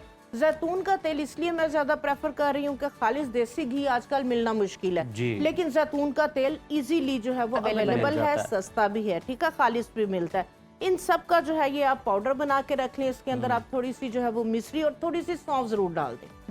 ये पाउडर आपका इतना हेल्दी है, एक खाने का चम्मच सुबह दूध के अंदर, अगर सुबह नहीं ले पा रहे तो रात को आप 1 गिलास दूध के अंदर ये पाउडर अगर लेंगे तो ओवरऑल आपकी हेल्थ के लिए अच्छा है। दूसरे नंबर पे आपको नींद बहुत अच्छी आएगी, आपके मसल्स बहुत रिलैक्स होंगे, आप थकेंगे नहीं, आप सुबह उठेंगे आप बिल्कुल फ्रेश उठेंगे।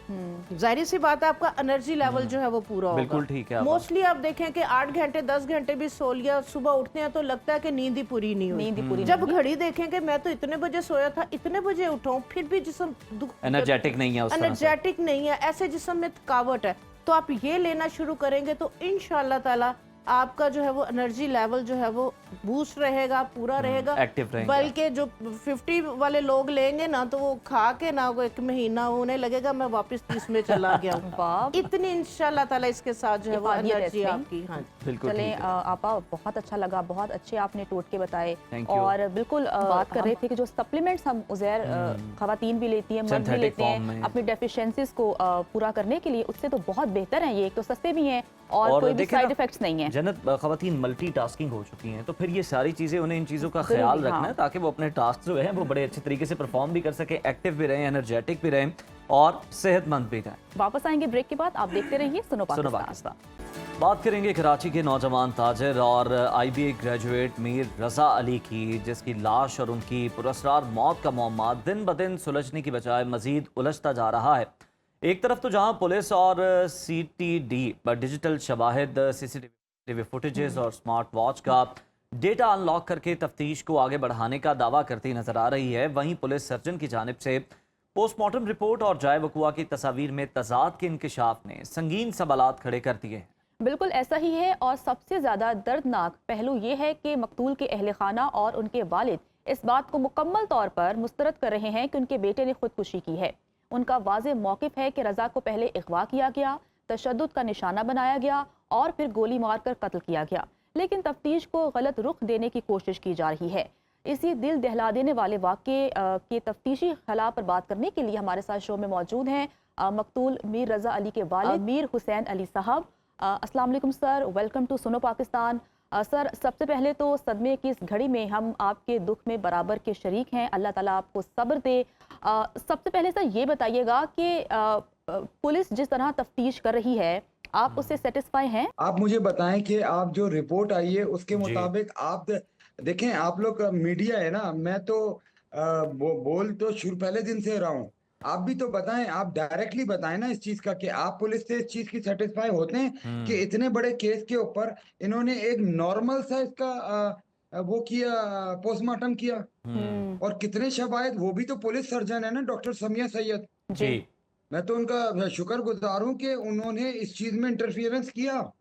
हम तो पहले दिन से बोल रहे हैं, पुलिस तो इसको गन शूट दिखा के, इसको सुसाइड दिखा के बंद करने के उस पे पैसों का, इसका फलाना एक्स वाई जी। जेड पता नहीं कौन कौन सी बातें करके हम तो मर्डर की बात कर रहे हैं। पुलिस इसको जा रही है, इसका ये प्रॉब्लम, उसका हम मर्डर मर्डर मर्डर क्यों किया गया, मर्डर का जी। बताएं आप।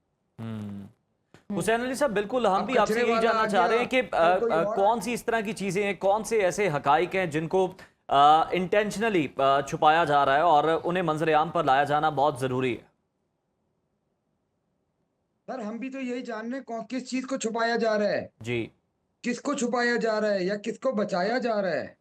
हम भी तो जानने जा रहे हैं। हमारे तो बच्चे पे तशद्दुद हुआ है, देखिए उसको इंसाफ दिलाने के लिए हमने जिस हद तक जाना है हम जाएंगे, ठीक है। अब उसका उसके लिए अजीब अजीब चीजें के मतलब जिससे जो लिंक्ड अप भी नहीं हो ना, हम सीधी बात कर रहे हैं कि हमारे बच्चे को मर्डर किया गया है, उसको इन्वेस्टिगेट किया जाए, उसके ऊपर अमाउंट था तो वो पता किया जाए, उसके पार्टनर से वो पता किया जाए, उनके ब्रदर से जो अकाउंट देखते थे, तो जो पार्टनर के ब्रदर है, रजा के जो पार्टनर थे, तो पुलिस तो उस बारे में कुछ बता ही नहीं रही है। जी।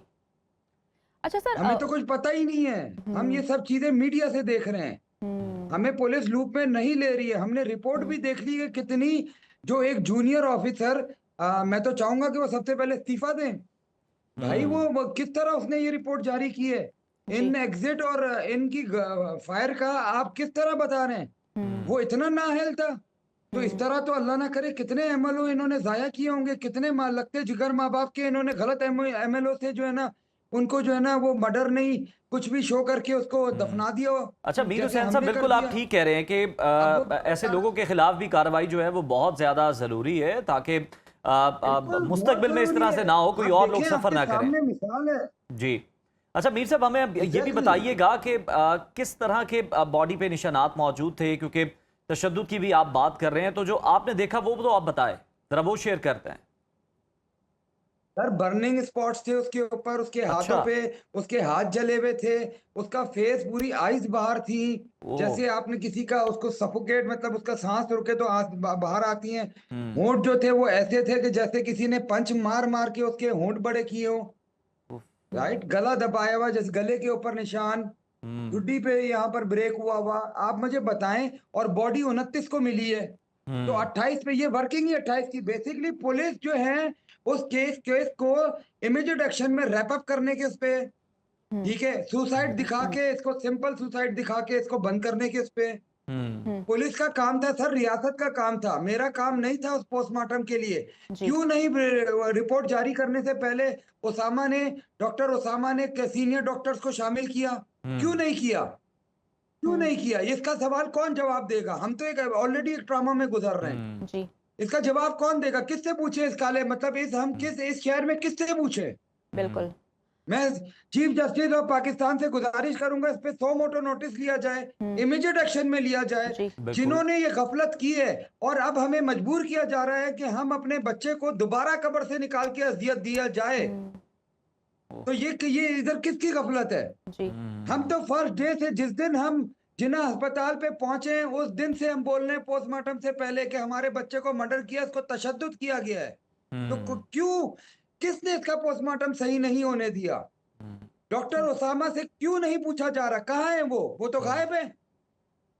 कहाँ गायब हो गए? किसने गायब किया उसको? बिल्कुल, इस पर सवाल तो बनता है। देखिए ये सवाल है, ये आपको करने चाहिए सर। पुलिस सर्जन को लें, आप पुलिस को लें, आप इस पे उनके चीफ को लें। बिल्कुल उनसे बिल्कुल मीर जवाब साहब, और तलब हम करें, आपको हमें भी satisfy करें। इसलिए बात करने का मौका दे रहे हैं कि आपके जो कंसर्न्स हैं आप उनका इजहार कर सकें, ताकि आपकी आवाज़ जो है बाब इख्तियार तक पहुंच सके, जो कि आपको सुनने को तैयार नहीं। हमें ये भी बताइएगा कि आपको किन किन लोगों पे शक है कि जो इस तरह के मर्डर करने में मुलव्वस हो सकते हैं, मुबैना तौर पर जो आप कह रहे हैं कि मर्डर किया गया है। सर आप मुझे बताएं जी। कि आप एक बच्चा, बिजनेसमैन बच्चा, हजारों लोगों से उसके लिंक्ड अप आपको नजर भी आ रहा है, ठीक। मार्केट में भी नजर आ रहा है, सोशल मीडिया पे भी नजर आ रहा है कि उसका फेम कितना था, वो वॉफलेक्स का फेस था। कौन इससे जेलस था, किसने आइडेंटिफिकेशन खत्म करने की जी। कोशिश की? ये पुलिस का काम है देखना, पुलिस का काम है उसके पार्टनर से तफ्तीश करना, जी। पैसों के बारे में पता करना। रजा क्यों क्यों क्यों सिर्फ फेस कर रहा था फाइनेंशियल सही। टर्म्स? रजा क्यों फेस कर रहा था जबकि फाइनेंशियल प्रॉब्लम तो उनके घर में भी है? रजा क्यों फेस कर रहा था? क्यों नहीं रजा ये और देखें, अहमद और रजा ये दो पार्टनर, इनका फाइनेंशियल देखता जो था ना, वो अहमद भारदे का भाई। पुलिस ने उनसे इन्वेस्टिगेट किया है? बिल्कुल, ये सारे बिल्कुल सर आप आपको सही करना कह रहे हैं। चाहिए सर, और हमारे साथ बच्चा तमाम तर पहलुओं पर तहकीकात होनी चाहिए। जो भी आपके खदशात हैं उन पर पुलिस को नजरसानी करनी चाहिए ताकि शफाफ तहकीकात हो सकें। और हम भी उम्मीद करते हैं कि जो भी तहकीकाती एक कमेटी बनाई गई है वो वरसा को सेटिस्फाई कर सके, वो मुतमईन हो। लेकिन बिल्कुल, जो उन्हें मुतमईन जो है वो बहुत ज़्यादा ज़रूरी है। और जो रिपोर्ट्स पर वो अपने कंसर्न्स शो कर रहे हैं, डॉक्टर सुमैया की जो रिपोर्ट है, तो इस पर देखना और यकीनन बड़ा तकलीफ दे अमल है उनके अहले खाना के लिए। आप देख भी सकते हैं किस कर्ब में मुब्तला हैं उनके वालिद कि दोबारा कब्र से लाश जो है, पहले पोस्टमार्टम हो चुका है, MLO सही नहीं हुआ, रिपोर्ट सही नहीं बनी, और अब दोबारा से बॉडी को निकाल कर जो है वो पोस्टमार्टम किया जाएगा। तो यकीनन ये तकलीफ दे है, लेकिन इस सब के बावजूद ज़रूरी है अगर तो होना भी चाहिए। और एट दी एंड जो इंसाफ है अब वो इन्हें फराहम किया जाना चाहिए। और जिन पे शक का इजहार किया जा रहा है उन्हें भी इन्वेस्टिगेट करना बहुत ज़रूरी है। तो आज के प्रोग्राम से इतना ही। कल फिर मुलाकात होगी, तब तक के लिए मुझे और उज़ैर को दीजिए इजाज़त। खुदा हाफ़िज़। अल्लाह हाफ़िज़।